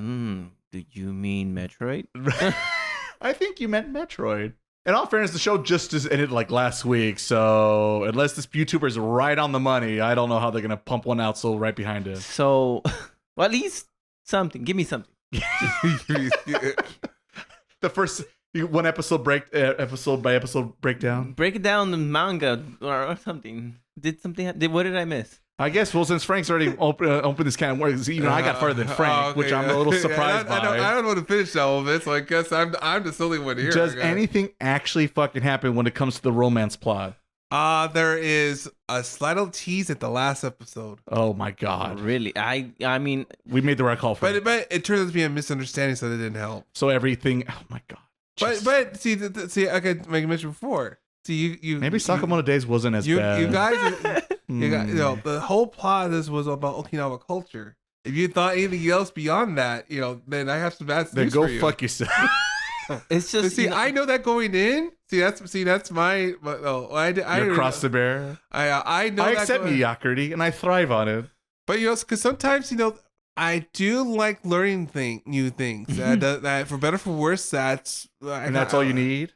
Yeah. But you know what? If you're gonna become a microbiologist, you don't study the outer space. Like you want to learn the things that are gonna help you. Are you going to Okinawa? Maybe you never know. You better now. Then it makes sense for you to enjoy the show. But but it is fascinating because is it fast? Wow, okay. That's a strong word. Fascinating. All right. If I don't say about Okinawa right now, not the show, obviously. Okay. Smart ass. I hope so. But the way how that island is it's very unique to the rest of Japan. Like it's kind of treated like its own separate entity, even though it's well, I mean, once upon a time it actually literally was. Yeah. See, the show taught me that. Yeah, I see. Well, I did learn something, brother. Oh, okay. So I just, I actually had time to watch it, but I made an. I could have watched it, but I decided, I'd rather stare at the paint dry. Yeah, blue screen of death. Yeah, that's like I like Frank's wait, he's cooking one up. Frank's cooking one up to make yet another score. I already said paint dry. How bored is this show? I already said screen of death. No, let's go further. I had time to, but I decided I didn't want to waste my time. I'd rather not actually. I call it an executive decision. you know how in basketball, there's a guy coming down the lane. He's about to dunk on you, and you're like, should I challenge this or should I just move to the side? And Frank back the fuck away. Yeah, it wouldn't have made a difference. Jumping. The podcast was coming one way or another, and Frank said, "All right, here comes Miles. It's all yours, Miles. Enjoy. Right. You enjoy that slam dunk. Enjoy it." I wasn't gonna learn anything new. I don't think my opinion would have changed.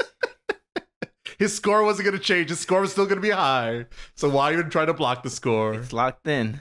All I know, when this anime wins anime of the year this year, you laugh now. Oh, I'll be laughing. All right. Wow, that would be a sad year if it ends up happening. It's a pretty rough year. That's not looking good for or at least future somebody out there will remember it other than me. Oh, there it is. When maybe there'll be a YouTube. I was gonna say we might be the only ones where you type in that show and review that this podcast will pop up for people. But hey, but at least some will be appreciated. At least, gosh darn it. Apparently, I guess. At least Okinawa will appreciate me for this. We're representing the show that both 2 out of 3 people did not bother finishing. Or at least I was busy, brother. I tried, but I literally But I could not. finished, and that's what's the important thing around here. Planning a vacation to Okinawa? If I got a show. Are you gonna join the military? You might want to watch You this. might. I got the perfect anime for you. Put down that Sakamoto Days and that Jujutsu Kaisen and all those great, amazing animes. You should check out this one about a romance that will go nowhere for 12 episodes. We'll make you think it'll go somewhere, but it was a mistake. It was a mistake. We got you, fucker. Well, technically, it was a misunderstanding. Misunderstanding. Oh, even better. Ooh. I love anime misunderstandings. That's not And also old about- or annoying And also at all. about commercialism. You know what? All right, go ahead. Dunk. That's it. I'm done. I'm out. I'm not trying to say it's bad. I think I'll help you out, Frank. It's not good. Bad might be strong. It's definitely not good. Well, yeah, obviously it's not.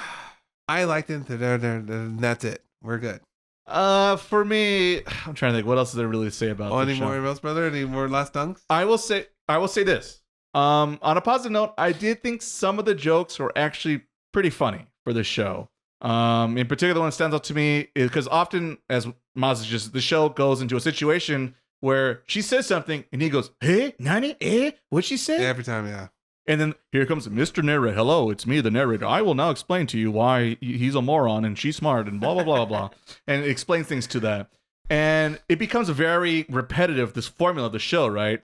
And one of the jokes is that when the narrator is explaining something, the protagonist literally breaks the fourth wall, pops out during the narration and goes like, "What the fuck do you mean?" And so I like a little jokes like that. Some of the jokes do land pretty well like that, but it's very minor and very quick and asks you to be paying attention. And sadly, you might have just zoned out during the show while watching it because it's very that same formula. She says something, he goes, and this and that. So it gets very formulaic very quickly because it's basically times that like three. It's like almost like 3 mini episodes in an episode. Well, yeah. And you learn like 3 fun facts about Okinawa, and then you turn on the next episode and you do it all over again. I'll say this. Uh-huh. Please the audience here. All 3 of them. Is that it is good for one episode a week. Yes, I will say that this show is definitely way better and designed to be digested weekly and not binge mode, and which sadly that was my only option the last few days. So it did not do it in its favor. You can watch one and go, "Hey, I got my fill of Okinawa." This is second month. monitor content, I believe the kids would describe it as. Is that a thing? That's a thing, Frank. That's cool kids with their dual Yeah. monitors. See, we're learning. Hey, you're a dual. You got your iPhone out there, Frank, and your iPad. You talk your Curb and your Seinfeld, Frank. That's your second monitor, second screen experience. I didn't know I was supposed to call it that though. Now you go. Now you learn. See, So you learned something from Okinawa. Now you learned something. Yeah, should I put Here, it's on the taco memo note number There you go. one? Now I need to do my. Did you know that when you're watching content that you might have seen a second time, they call it the second monitor experience? Should we get like little chibi characters of ourselves and kind of like oh wow, look at that. There you go. You can watch me on Twitch to find that out. Hey, there you go. Link in the description below. So yeah, some of the jokes were funny, but like I said, they were kind of seldom and almost sometimes like this joke is too good for the show. Oh well, hey, all right.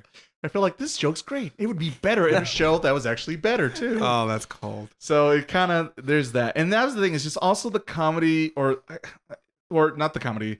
Well, I was gonna say comedy romance, but the romance part is so slow by the by the numbers that you're just like you're waiting, and then apparently you get nothing. No, Because that was my only. No, I forgot. My only interest was to figure out which girls you're gonna pick. There is a joke at the end. At which they At the audience expanse. At the- Oh, you're still watching this? No. There was a joke that I think like the trickster girl, Yai said, "You guys aren't doing anything. You'll be here like 50 years," and they show a picture of them 50 years from now. The same dynamic, Right? Doing nothing. they're all older and they're doing the same dynamic. It's like you guys can do something because we can't wait for 50 years.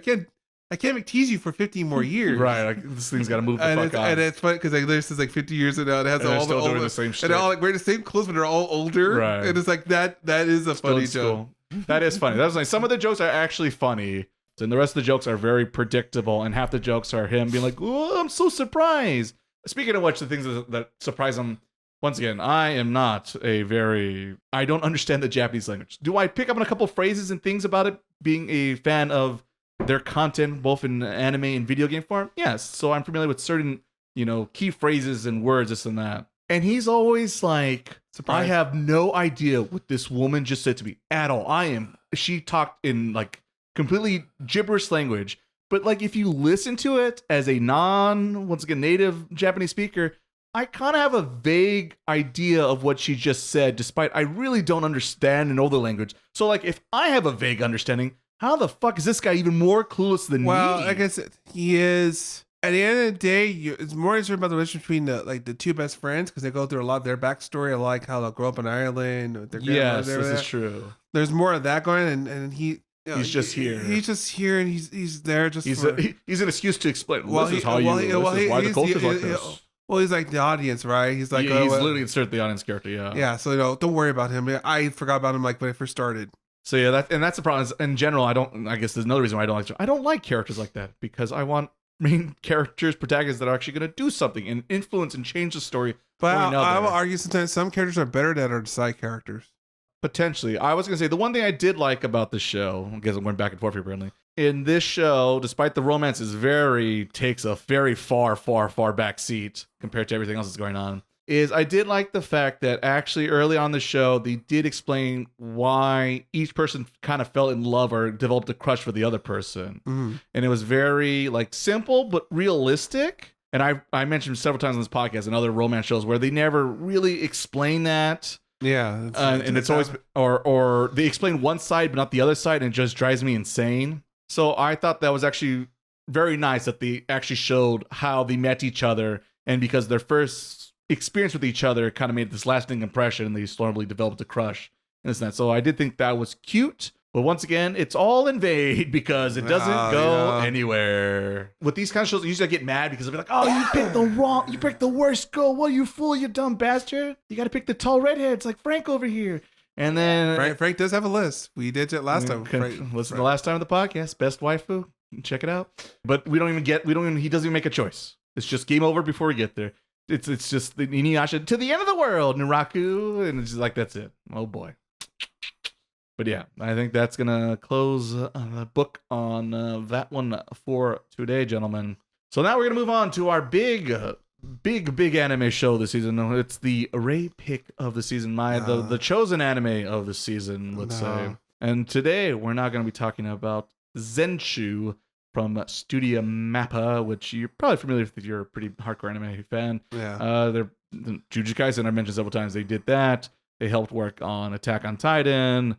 I always say Urine Ice, besides they buried Urine Ice. How sad. Hey, I didn't. They did it. All right. I was kind of curious to see what we're gonna do with that show, but that we'll never know now, sadly. But we know what's gonna happen in Zenshu. So, in this title, I'm trying to remember names exactly if I can or not, but I'll tell you the general concept at least. In this one, we start off with a main protagonist who is a promising, relatively young anime director who is on their way to make it to the big time with their first ever, not debut as a director, but I guess their first movie project to work on. Because previously they did anime TV shows, and now this is going to be their first full-blown anime movie like a Miyazaki or Shinkai, for those who are familiar. But she's having a really tough time because it is a movie about first love. And as far as we know, early on, this lady has never had a romantic relationship ever in her life. So she's struggling really hard to write a story, let alone draw a story that involves a romance. And so she's struggling. And during one of these days at the office, she's struggling and figuring out what to do. She accidentally eats a poison clam or something of the sort. Shellfish of some sort. And dies and gets isekai because anime. But it's not some, random RPG fantasy world. It is actually, it is a fantasy kind of RPG world, but it's particularly based on a other anime movie that exists in the real world, quotation marks. In fact, it is the world that is the movie thing she fell in love with, the whole anime scene to begin with. So she knows everything there is to know about this world and these characters. And it's like I mentioned, it's a very fantasy-like setting.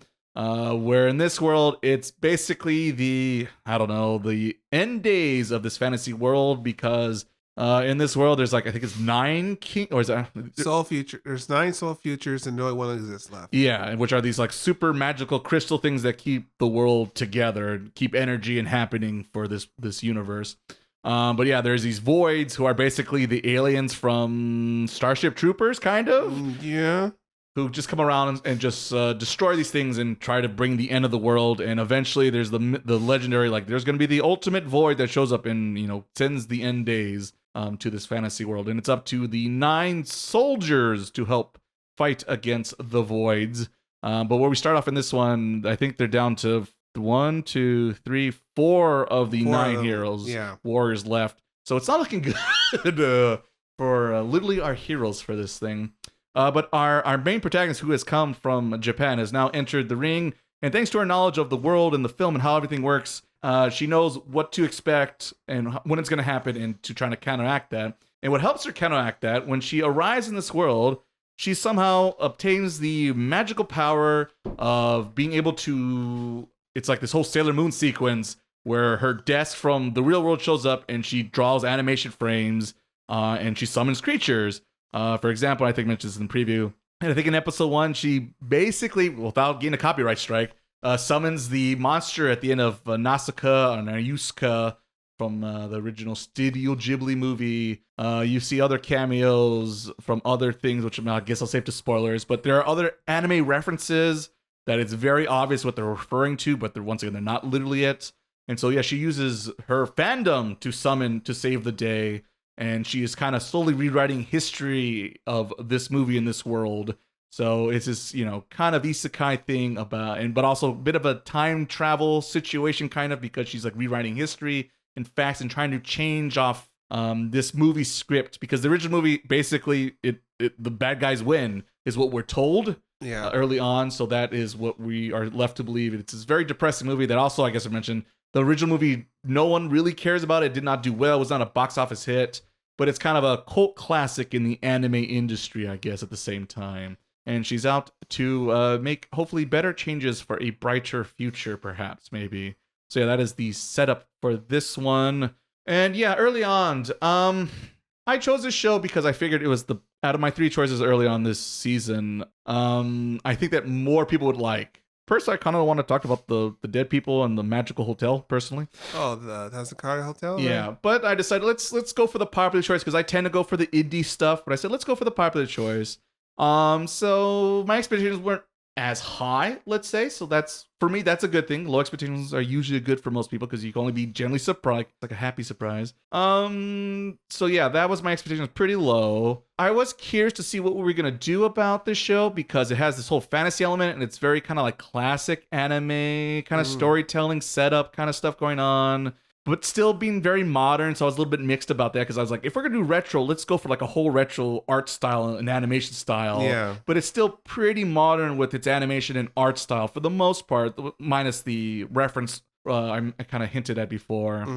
So yeah, I was kind of confused by that and curious. I guess curious was the key word of what the show is going to end up becoming. Is it just going to be, hey, it's that anime of the wink and nod, homage, pay respects to previous animators and their creations, which, can be cool. I enjoy referential stuff, but also I was kind of scared it'd become fucking, what is it, Ready Player One, where it's just like, hey, remember this thing? Oh, that's cool. Hey, remember this thing? Oh, that's cool. And so I wasn't too sure what it's going to land on. But I was kind of curious because I am a bit of a sucker for when it comes to like more time travel stuff like you see in Steins Gate or ReZero or what's our favorite red-haired girl? Rihanna? Oh, Rihanna, yeah. Yeah. Shout out to Rihanna. Oh, Rihanna. I still like that show. It looks like ass, but the story had me very... Where's my season 2? That's what I want, season 2. So I'm curious to see what happens when it comes to the plot. So when it gets to the verdict, my overall ending score about this show, this is probably the most difficult show, I feel like, when it comes to giving it a score review, a critique. I don't know how to feel about this show just yet. Out of all the shows we covered since our podcast began 2 years ago. So my score is, I don't know. A little bit. A lot of spoilers, at least for me, a lot of spoiler talk on this one. Without getting into spoilers, this show... It tells you what happens. There's a beginning, a middle, and end. And versus Okitsura, there is an ending, but it might not be satisfying for people out there. Question mark. Right. Its message is beyond what the actual show's about, if that makes any sense. The easy way to example it's kind of like Ava. Well, it's like the newer Ava movies, which it really if you really had to think about what is Ava, that it's more thought provoking of anything. Yeah, when it uses that information and kind of changes your expectations and what you think you're getting out of the show. So I will say that, because if you take it as is, as face value, with this happens, this happens, this happens, and this is the result, it might fall a little flat for you. At this moment, but like I said, this is another show that this score might change, because I wish I had a little bit, like another week to think about it. But at this current time, going on my old scale, I'd give it a 4 out of 5, because the biggest thing is, like I said, it's been a while since I had a show where I'm like, what's the fuck was the point of this? And in a good way, not in a bad way. So it did make me think a lot, and I have a couple ideas or theories of what the point of the show was beyond saving this fantasy world. So maybe I'll get into spoilers. I guess it depends how long this episode goes. But it's an interesting show. If it's good, that's up for debate. We'll stay tuned and see what everyone else thinks. Speaking of which, let's go to Frank. Frank, what did you think about Zenshu early on? Any expectations, this or that? And how are you feeling about this one? Well, this is one that I was kind of considering choosing early on. But I kind of had an idea, like, I'm going to choose Sakamoto, so I'm going to just choose 2 other ones, and then just like out there animes, and then see if something sticks. Right. I think part of it that turned me away from this one is that it looks really good. But then when I read about it, what it was, I'm like, maybe no. Early on, I think it was very, like you said, Sailor Moonish, Power Ranger-ish. Yep. And kind of like Sakamoto, I feel like it tried to do too many things. And it didn't pick a lane. It was just all over the place. So I just kept thinking about that whole, like, villain of the day, and then right. Do they do the whole animation of the desk appears and then all the crazy stuff that happens? I'm like, is it a budget thing, or do they just think it looks that cool, or it was like, we spent so much time on this, we gotta show it every episode. Right. Like, I just want to ask, like, why? like, at least change it up or something. I don't know. It just felt, I was confused about it. It was nice and cool, but I just imagine the bag is like, right. Well, I'm taking 5 minutes for this transfer. Should I just hit him now? I think I hit him now. I was curious about where it was going, because she knew what was gonna happen and gave me Realia. Gave me vibes of that one, and wasn't really feeling the main character. I like how she looked. She looks like that purple character from River City Girls too. Oh. But she didn't do anything to make me like her. She was just like a brat to me. The guy was so nice to her, and she just like brushed him off all the time. Yeah, she's definitely very smug, I guess. Yeah, that's my early impressions. Alrighty, Frank. I'm curious to get to our special talk. Before we get there, Frank, how would you rate this one, Frank, on the Frank scale? I'm not gonna give it a number, because I think that's gonna spoil what I'm gonna decide on. Fair enough. But I'll tell you that I was surprised by it at the end, but I wouldn't recommend it. All right. I can see that. It's so confusing. Yeah, it is. What are we doing here? Right. What's the point? Why are you important? It felt like watching Narnia. You know what I mean? Yeah, I think so. Narnia. Why are the kids important? Like, they did nothing. Right. It was all the animals. I think the more I talk, the worse I'm making. All right. We'll save it for spoilers. We'll maybe together we could come up together with some ideas of what the point of the show is, because I'm still trying to figure that out as well. So Miles, I'll leave it to you, brother. How did you? What was that, brother? How did you feel about this one early on? Any expectations, anything like that? Well, obviously, no, it's Mappa, so off the bat, you already know the money's there. You're hoping they got good animation. Like Frank said, the moment of her, you know, unflowing her desk, because that's like, that's the summoning spell. That's a lot of money there. But it is weird, because it's one of those shows I think like you have to wait to the end. Because I feel like if you say like early episodes, it's like, well, she's a narcissistic person who's like, like a lot of directors could be, right? It's right. Like, they're above everyone else. Because, it's me or nothing, right?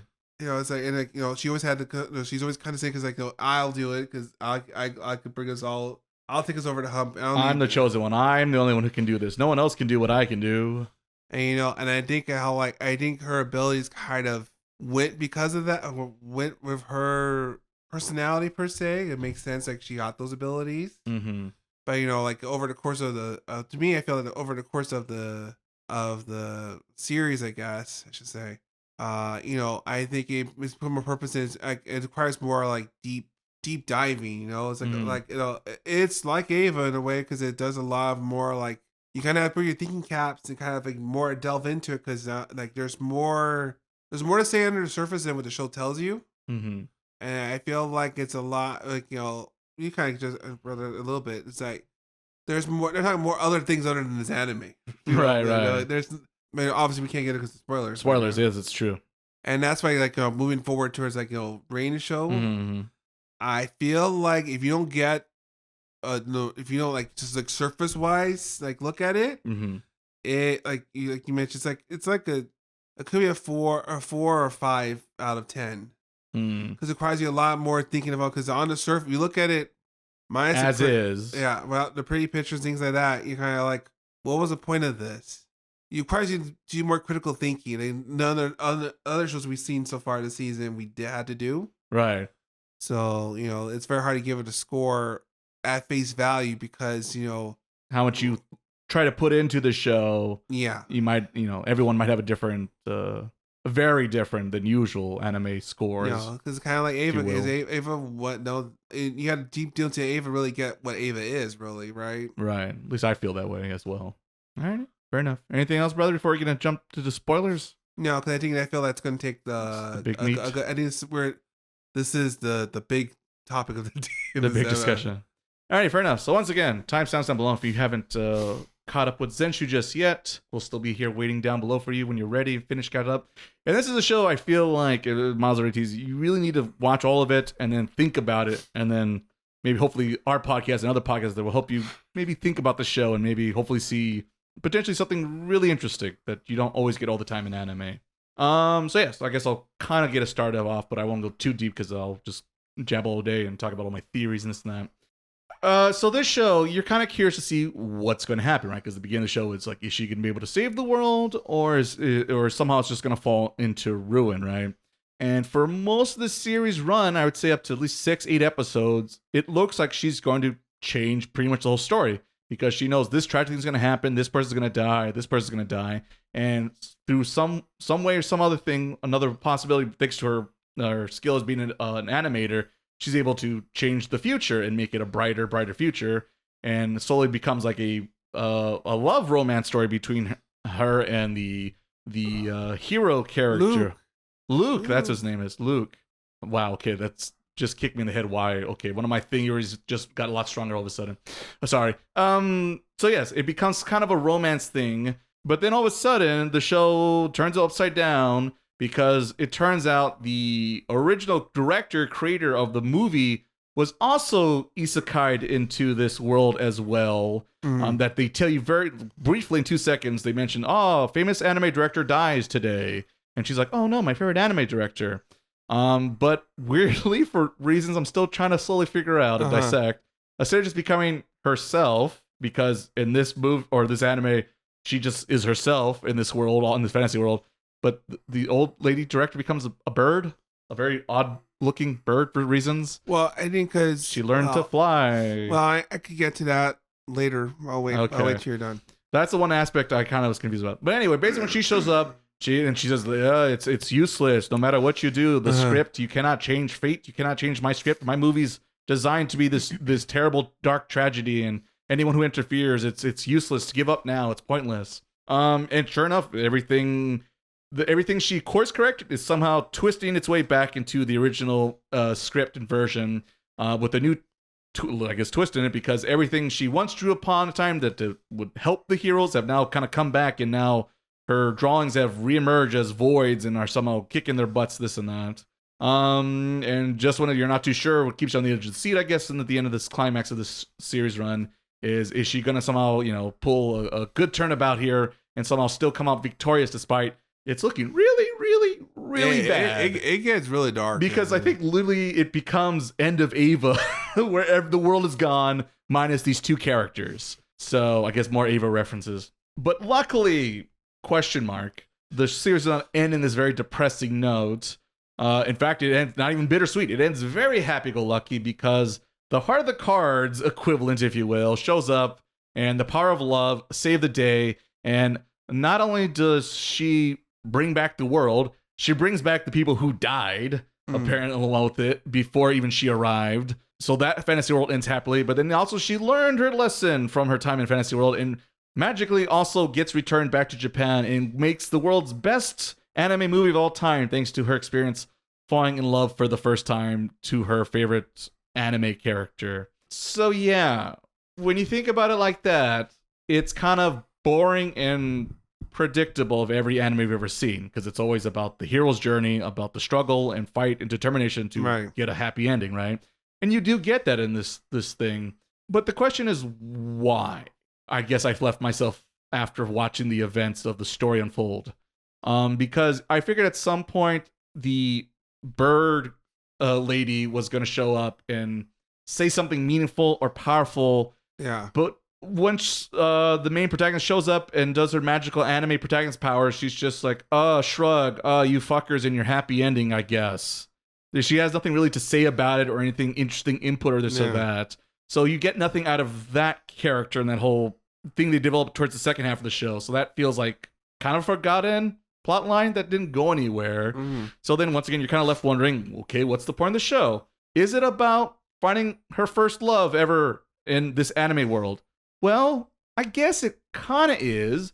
The downside about that, though, if you try to take that as the real important thing to walk away from the show, is pacing wise, it's she wakes up, she's in the real world, and she just she didn't really die from that seafood. She just went and threw up and got better, and then she went on to make the perfect movie. But there's no like details or reasons of like, now I see this is what I was missing and this or that. So you can't even really like truly take away this experience is what helped her to get her over this creative hump she was finding herself in. So once again, what's the point of the show? And so the other option, she's like, oh wait. It's about the anime reference. It's the Ready Player One situation where it's like, paying homage to every anime thing, which you got it. You get it with the Sailor Moon sequences. And it's very intentional that they reuse that same animation over and over again because it's paying an homage to the original Sailor Moon, because in every Sailor Moon episode, they did it over and over again. As at the time, they did it to save money, right? But now the justification, they're changing that, defining that as now an homage. A studio map, if they wanted to, they in theory have the potential and could change out the animation. But by doing that, it's no longer the Sailor Moon thing, right? And so they have to kind of leave it that way to make it obvious this is what it's referenced to. So you get the Sailor Moon stuff. You get Gurren Lagann shows up for 2 seconds if you notice that. Yeah. The Gundam, the RX-78 equivalent shows up as a later big thing. So, but those anime references, they come and kind of go, and there's not really like really pay homage, and it's not like officially licensed, or they really like linger on like the importance of this Gundam or whatever's here is, wow, this has really influenced me. Well, there's no like backstory of like, thanks to Gundam I changed and learned this, that, and it influenced me as an animator. You don't really even get that either. So then once again, what is the moral of the story? What's the big thing to walk away from the show? And without getting the details, and it sounds really stupid when you say it out loud and really oversimplify it, it really is just a story about hope. And I'll get into that maybe more later on as we discuss, but I'll leave it there as a dramatic pause, I guess. All right. So Frank, let's go to you, Frank. How did you feel about the show Spoiler Talk? Anything you have concerns, thoughts, or feelings you strongly feel about this one? Want to get off your chest? I feel like I have a lot, and I just forgot most of it. So I'll start off with something I was just writing right now. All right. The whole in the beginning, I can only do it. I'm gonna do everything. Mm-hmm. And then at the end, it was like, oh, we're all a team and everything. Right. How did she learn that? Because throughout the whole show, it really was just her. Like, she was the quote unquote One Punch Man. Like, I show up and everybody. So if anything, it should have reinforced the the thing of, hey, only I can do it. The love thing, she was very cold most of the thing, and with subtle parts of like very very like Okitsura level of like feedback Mhm. where she was like, "Oh, I guess he is attracted." At one point, I think she said that, and then at the end, it's like, "I love you." I'm like, "Why? Why? Why?" I was just like, "Why?" I can Fair see enough. him loving you, but why did you love him? Because the whole time you treated him like trash, and then now you love him. Right. The show did nothing to tell me that she recognized all of his efforts. Mm-hmm. Just in the end, it was just like, "Oh, by the way, I love you. Can you win for us?" Like, genuine, or are you just telling me what I want to hear? Right. So that part was a bit off for me. It didn't. If they would have done more for me to believe that moment, it would have been such a nice moment. But like, I was just skeptical the whole time. Mm. Anyways, this show gave me no Ava vibes. Hmm. It gave me more of a Dora the Exploradora vibes. Hmm. With background stories. Like, now we know why Swiper shows up in the show. We know why the monkey is friends with Dora. Like, it's Mhm. stuff like that. That's kind of how I saw Yunio, where it's like just this silly, Right. Teletubbies character. I don't know, but Right. And but then they show like, I guess, how they met or something. I don't remember. But they had some sort of backstory, and I'm like, oh, and it almost made me cheer more for Yunio and Luke than Luke and the Zenshu girl, Mm-hmm. which I forget her name. Natsuko? There you That's go. uh-huh. That's what it felt like. At points it felt like Sailor Moon. At points it felt like this adventure story. So it had me confused at all points. But I was curious because I'm like, okay, so is the story gonna change? Is it not gonna change? Mm-hmm. And I think they flip flop there because it would have been cool if they just stuck to their guns and be like, Right. no, like the bird or ugly, as our author said, doesn't matter. This is not gonna end the way it ends. Right. This isn't a happy story. And then they just copped out like, no, we can't have a bad ending. Let's just Mhm. magically revive everybody. Why did that happen? Heart of the cards, baby. Why did that happen? And then the whole thing where like they made it seem like he actually died. Oh yes. That's interesting. But then she was back. Right. So I'm like, come on, throw some balls. Come on. Yeah. No, I agree. If I kind of like trick myself into thinking, okay, she's actually dead, and the ending is just a dream, Mm-hmm. then I like it because it's just like it's different. But I think I'm stretching it there. I think I'm stretching it because you could be like, it would have been a nicer ending too. Because let's say they didn't have a happy ending in the fantasy world, Mhm. and everybody dies, Right. and she wakes up, and it's just like, you know what? Maybe if I would have trusted my buddies more, we could have made it out. Right. There's something to take away from that. And let me trust my staff more, and now this is how I made a good movie. So that's her learning, and then you know how she briefly sees them walking on the street, right. and then that would be kind of like, wait, they're not real. Am I real? Right. She would have ended it like that. Right. Kind of like a Inception. I was gonna say like Inception. That would have Mhm. been cool because then it's like she actually died, right. and in her death heaven, she made a Right. good Is- movie. Is she alive? Did this ever happen? Which one is it? Right. Yeah. That would have now it would have been more like Ava-esque, but it just seemed like they copped out. They chickened out a little bit. and so finishing this, I was like, oh yeah, Sakamoto's got this. It's got it in the bag, baby. Yeah. It's easy W. So that's how I felt. Like I was surprised, but at the same time, it felt off, and I'm like, ooh. Not a good surprise. Yeah. No, I mean, no, it was a good surprise because despite all those things, I was engaged in watching it. I was interested to see what's gonna happen. I was just disappointed in a lot of decisions, confused in a lot of things that were happening. I did enjoy the whole Yunio and Natsuko. Her main protagonist. character. I liked the interactions they had because they didn't like each other. Right. And even at the end, when they helped each other, he was just like, "Just don't tell Luke." Like, just, like that was kind of like serious moment, and it's like, by the way, I'm gonna help you, but don't tell. Yeah, it's like the best built-up relationship in the series. Yeah, I was just like, fine. This I don't want to curse, but like, Right. this girl again, and the Oh, whole I time can't she stand was it. rooting against him the whole time. Pretty much. It didn't. Not sure it changed. It did change for a little bit because he did tell Luke at that one point where he's like, I guess this girl's the only one that can help you. Right. It used to be me. Now it's her. It's like, damn it. Like, supposed what they say? It's supposed to be bros before, Before that other option. Yeah. So, that was cool, and I did enjoy like the last episode because it felt very intense, like end of the world ish. Right. Very. They just copped out, and I'm like, damn it. Didn't stick the landing. Yeah. It could have been great. I agree, Frank. I agree. Yeah. I mean, I think I've said almost everything. I mean, I wanted to correct you a little bit because you said 4 heroes, and I think it was 5. It was just that one of them quit. Oh, you're right. You're absolutely right, Frank. Oh yeah. Frank's like, what's it? The well, actually, well, excuse me. I'm a podcast host, and help you know. Yeah. So there's that. Which that dragon was cool. Like, yeah, that just seemed like why I feel like we're not utilizing. This is the end of the days, people. If we're not utilizing all the cards we are having played here, I don't think we're playing this game well enough here. You're very mature. I don't have neither where they're mad at you. Yeah, and also speaking about that, I was like, you can't fly her? Fucker, open your eye. Just look at her wing. It's fucking it's in shreds. What do you fucking think, Einstein? What are you, Daredevil? I didn't know Daredevil's here. Someone called the Punisher. Not exactly a mystery here, gang. The worst kept secret. And also just little things. I enjoyed that girl got super buff. Oh, the original, yes, the original heroine. Yeah.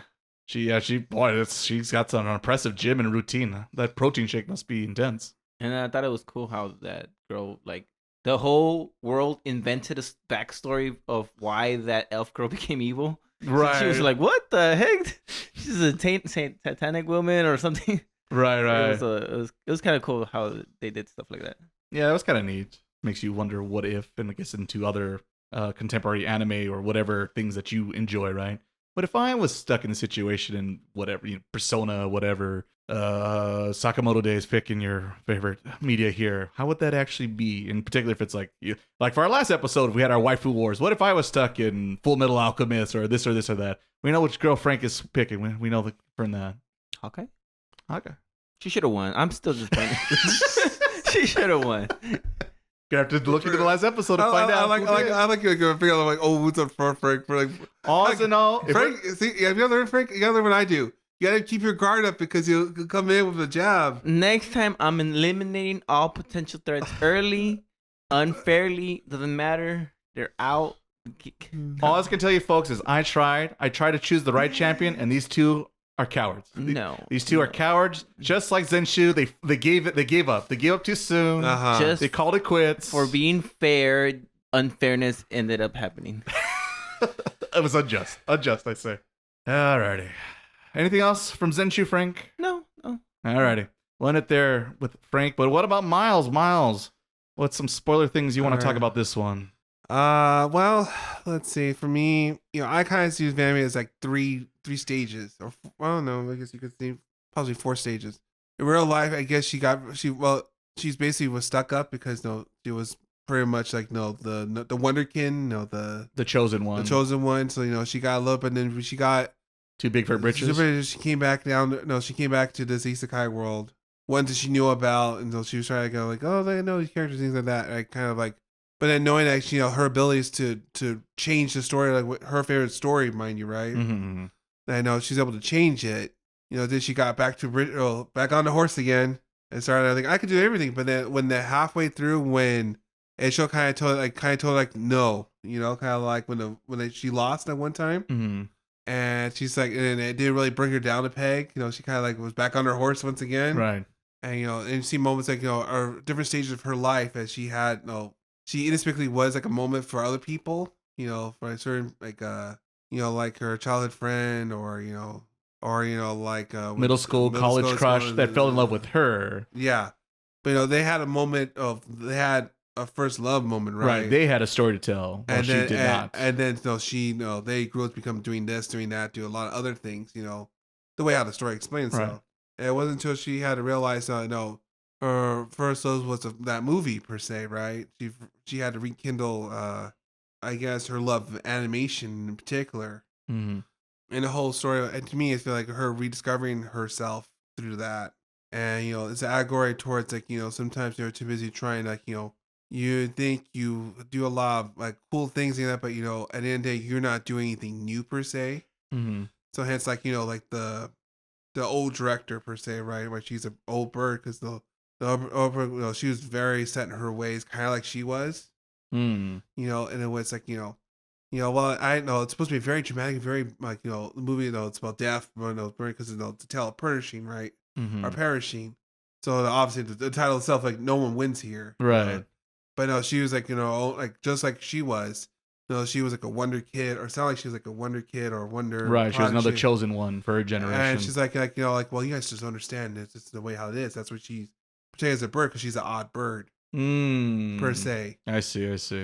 Because because it's just more like because like she made this movie, no one really liked it. Like it got critically panned, but she liked it. Natsuko liked it enough that kind of like an unexpected. It's like watching like a movie like it's trash. It's like a cult classic or something. But you saw that movie and you enjoyed that movie, so Right. it's something to you differently than whatever else see it. True. Which everyone has experienced in pretty much every content we consume. And and I think it wasn't until like later when she was trying to more understand a little bit more control over what's happening, even though like obviously the world's eventually turns on itself and turns back into the movie, right? Mm-hmm. Even though all the changes she made, somehow they just kind of buy her. And then I think the moment when she tossed out that drawing was pretty much to her like saying this wasn't good enough for that moment. Mm-hmm. That caused the whole void thing to come out, and it was more of like because it wasn't good enough for her she didn't at the moment didn't thought she was good enough to fix the story. Mm-hmm. And then when she came back, she realized it's for even though like it may not be good enough, it could inspire others like herself, I guess. Mm-hmm. And so like when she came back to the real world per se, she learned to work with others because even though there's great vision, things like that, whatnot, it's about this could influence other people, other animators down the line, right? Mm-hmm. So it became more like she learned to more think of the bigger picture rather than herself and her ego, and more about like other people appreciate the work I do even though I don't see it yet or might not see it, and it's a whole but it's like a whole Ava think inside the box, inside like the Outside the box, like outside the box, I guess. Mm-hmm. Yeah, I kind of feel somewhat similar to that degree. The odd bird part, I guess that makes sense why she's a bird. Yeah, that checks out. I didn't expect her. No, the director being there, I didn't saw, but I guess that's the whole point that you didn't see that coming. Yeah, but what are we gonna do with it? And I feel like we still didn't really do anything with this. Just like, oh, she represents this. I'm like, I agree. Okay, what else? That's it. Okay, well, all right. And that's the thing. I guess I'll back it up before I continue with my little thing real quick. The biggest problem I feel like the show also has is a lot of the relationship is with her and Luke and a little bit of the Tetsuka's discount Unio there. And everyone else is just kind of in the background, including the elf girl, which is kind of funny because the elf girl's like in the original movies, like trying to destroy the world. Secret, yeah. Wink, wink. Didn't you know? So it's like funny. Like, what do we even want to sleep on the character that tried to destroy the world? I feel like we're not doing a good job keeping an eye on people who might be a big problem down the line. But I do like, speaking about her, one of my favorite sequences, and it's the most probably like my favorite silly part of the show is, like I mentioned, she wants to end the world because she's lived a long life and everyone she knows has died. She hasn't seen Furin or Furine. What is it now? Freerin. Now you're making me say it wrong. See, good. Freyrin. Oh, according to plan. It is funny that she uses her pretty boys anime experience to sway her over. But to me, it really cracked me up more. Speaking about inside anime references, the very small part. Of course, they cast the very popular, and I forget his name, the voice actor every time. I would just call him Light because that's probably the first thing. And he shows up, and he's like the go-to pretty man voice. And I just thought it was like, how fitting. And because I told me, so as soon as I saw the sequence, like, it's going to be Light. He says it like, motherfucker, it's him. So like they run inside anime, baseball reference, and industry stuff. So I thought that was a very cute touch. And it's just a big, epic, silly animation dancing sequence. If only they could do that in Yuri Ice Season 2, but we'll never get that. Oh, well, I guess. And that's another thing about like the animation references. They do that to bait the audience. Well, yeah, so and that's what I was going to say. And that is, which is fitting, because without getting spoilers, that actor also shows up maybe in Oshinoko. And Oshinoko is known, or at least I see Oshinoko as early on, especially it's about this whole death and love and murder mystery game. But really what the show or series is about is, hey, the entertainment industry sucks and I work in it and you should know it sucks too. And that's what I feel like this show is kind of doing, where it's about anime references. And you love anime because you're watching anime, you anime nerd. So here's your anime reference. Aren't you happy? Now that I have your attention, let me tell you what I'm really here for. Well, I feel like at the end of the day, this will probably be good as a movie. It needs something more. more. Give it like 30 more minutes, or like trim it like a little here and there and re-edit it a certain way. You can make a movie out of this, and it probably worked out better. It potentially could, because the problem is, I already teased that, is there's not enough screen time on several characters to really fulfill those plot lines and to really develop, I think, the overall statement thesis. I feel like this movie is really about. I wait for the Return of Ava. The Return of Zenshu. Yeah, Zenshu, the Rebirth of Zenshu Zenshu 1.11. Zenshu Rebirth. Yeah, indeed. And really, at the end of the day, I really wish, as Frank was just, I really wish they stuck with the landing and have like a bad end for the fantasy world, but have a happy end, kind of in the real world, and then do a bit of a Inception kind of ending, which makes you tease and kind of makes you wonder a little bit, even kind of like Perfect Blue, because Perfect Blue is a bit of a psychological thriller, right? So I was hoping we had a little bit more of a tease of that, or vice versa. Good ending in the fantasy. Right. Either one. I feel like, but I feel like they were just scared and they chickened out and this and that. But if they stuck the landing, I feel like the message would have been a little bit clearer and you wouldn't have to work as much for it. Because to me, at the end of the day, it's a very, very simple story when it comes down to it. Because I'm thinking of like, what would be like an equivalent, really tragic thing in real life that kind of sounds that this idea or concept would fit into, right? And I'm thinking of, because movies like, what's the point of being negative? What's the point of having hope when everything's pointless, right? And for some people, for one, I guess I'm going to get a little heavy here on the podcast. If you feel that way about life, where like, what's the point? Everything's useless. Everything's going to go away anyway. Or someone who's kind of facing their mortality, right? In a situation like that, it's like, why, logically speaking, why should you be hopeful? Because you know these are the facts, and it's only a matter of days until that's it for you, right? And so what is the point of this and that? Why have hope? Just give in to the madness, the despair, and just call it a day, right? Because logically speaking, that might be the logical answer to conclude with. But as I mentioned before, the very simplification of this whole thing, it's about hope. And even when there's no reason or logical reason to have hope, is to still have hope, because sadly, maybe for you, you might no longer be able to have that feeling anymore, but someone else down the line, you can inspire that hope into other people, right? Yeah. And so that's why you should try to carry on, despite everything might be weighing you down. And I feel like that's what we get with the show, because that's the reason for like her experience talking about that anime stuff, and her other working on other anime stuff, and the fact that she fell in love, quotation marks, with this character, and actually maybe on quotation marks. And it's that experience that motivate her to get as far as she does, and this and that. And of course, I'm thinking about myself, like, oh, I'm an anime fan, right? If I was stuck into, whatever world of Naruto or whatever you have be, despite these are fictional characters, they inspire us to do so many things, which, like I said, it defies all logic once again. But these characters and their stories, they motivate us, and hopefully for the better. They motivate us and change us for the better. And so that's what I feel like, at the end of the day, that's all this story is really about. It's just about having a little bit of light, a little bit of hope, despite everything is really bad. And so, yeah, I know it's a very oversimplification, but I feel like the show is trying so hard to be overcomplicated and crazy, kind of like Ava, but really deep down, it's as simple as this. This is what it's just really about. Well, we need Anno on this. Yeah. We need to get like Shin Zenshu. Yeah, I look forward to his version.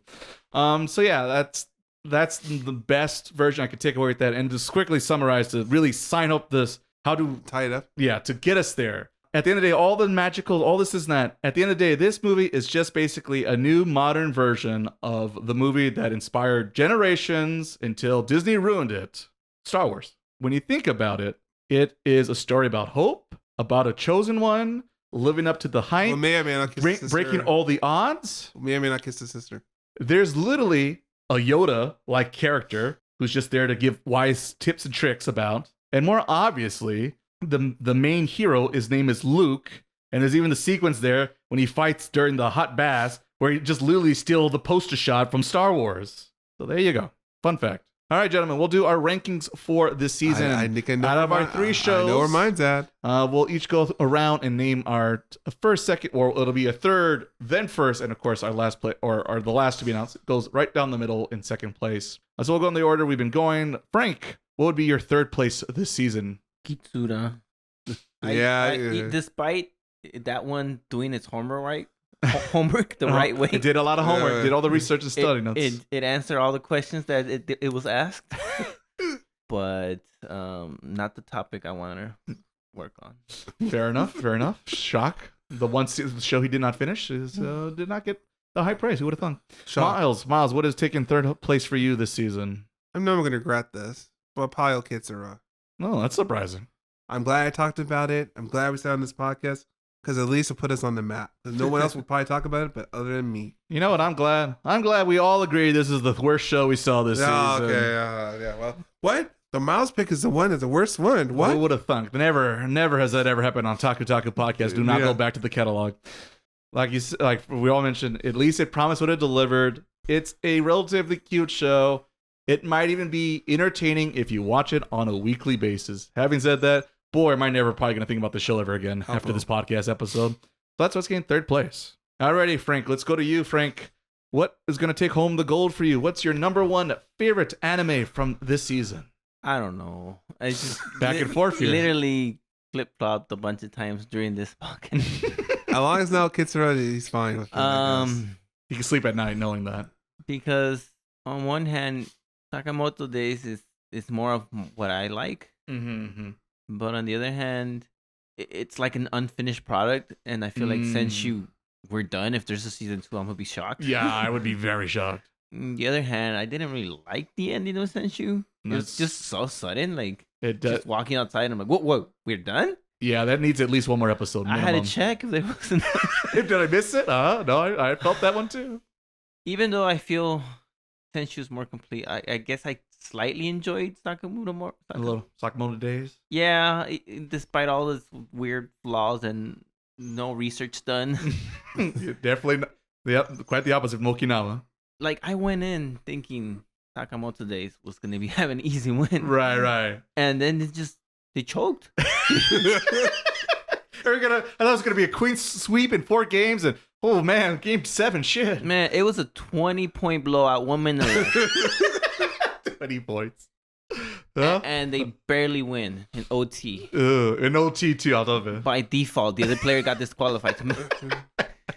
So, I mean, it's very close one. Like, it's a close race. But and I feel bad about it.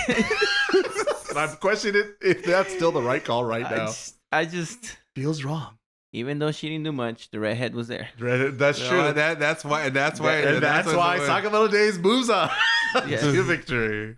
Alrighty, Miles. Who is taking home the gold for you, sir? Well, see, it boils down to 2 things. What is more thought provoking, right? Mm-hmm. Yes. And I feel like for me, at the end of the day, it's probably Zenshu because at least it makes me think about it. Mm-hmm.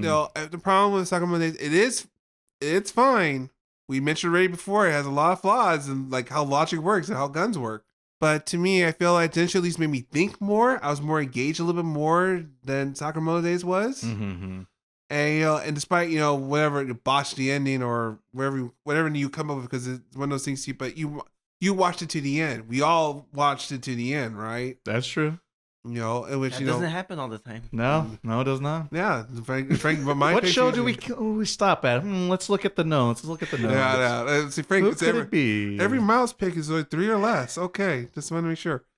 But I feel like it's not really about the shows that are better per se. The ones that are most thoughtful and that win. At least to me, I think the one that's stuck in your head, maybe. Yeah. Dig deep into it. I think people are gonna miss. It feels that is possible. All right, well, I guess it comes down to me. Hamid, I kind of had my answer before we start the podcast, but then having a conversation, I go, I think I pulled a Frank and I'm like, is that right? I don't think that's right. Can that be right? Having think that, and here I am now talking about it. I am still going to stick to my original choice. And I am going to pick myself and Zenshu for my favorite show for this anime season. Because I'm medal myself, excuse me? Yeah, excuse me. I have to pull an Obama here.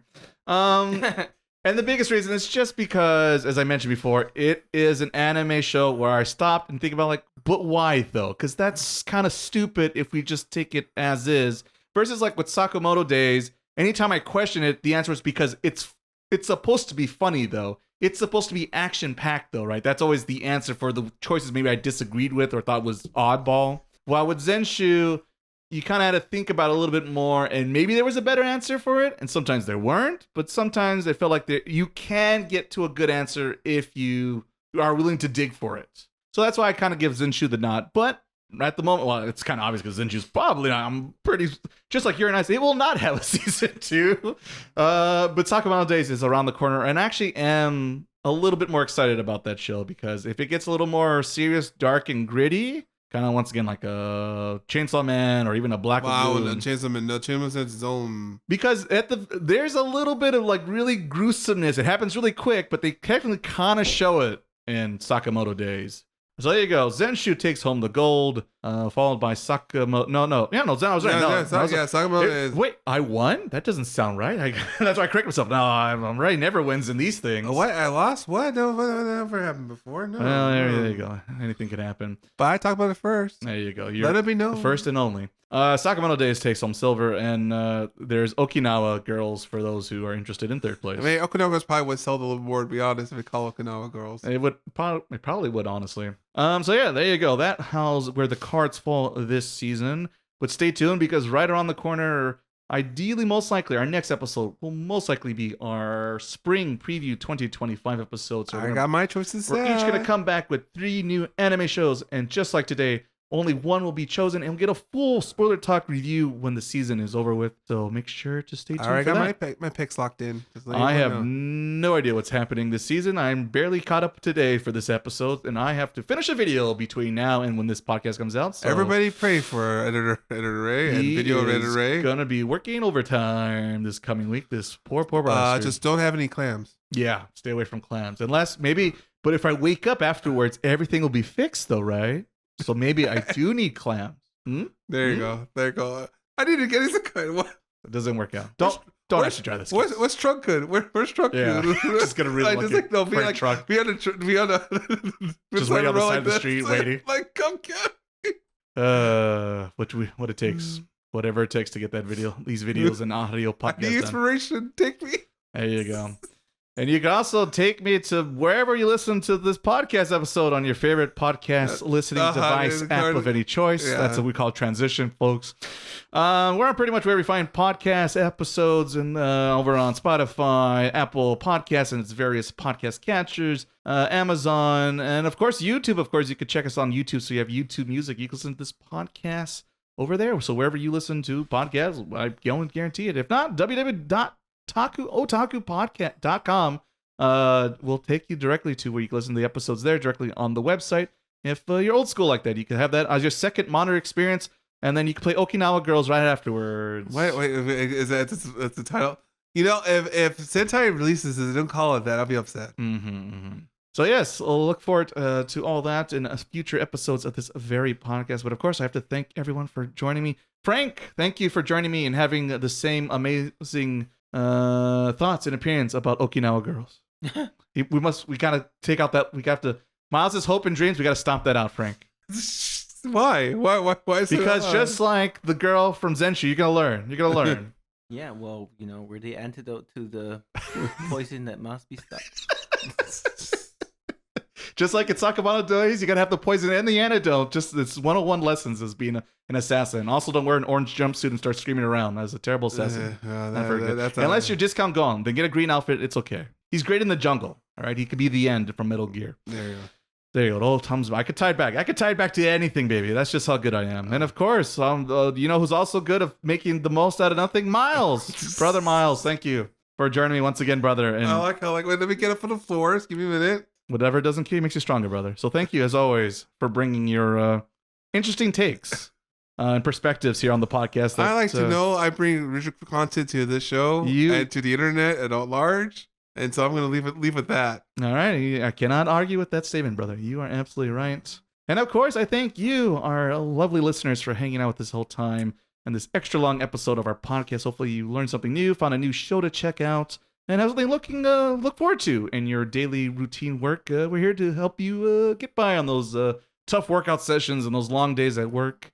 So yeah, check us out. And with that, I bid you adieu. Hope you guys have a good one, and we'll hear from you in the near future. Until then, peoples, have a good one, and bye-bye. Bye.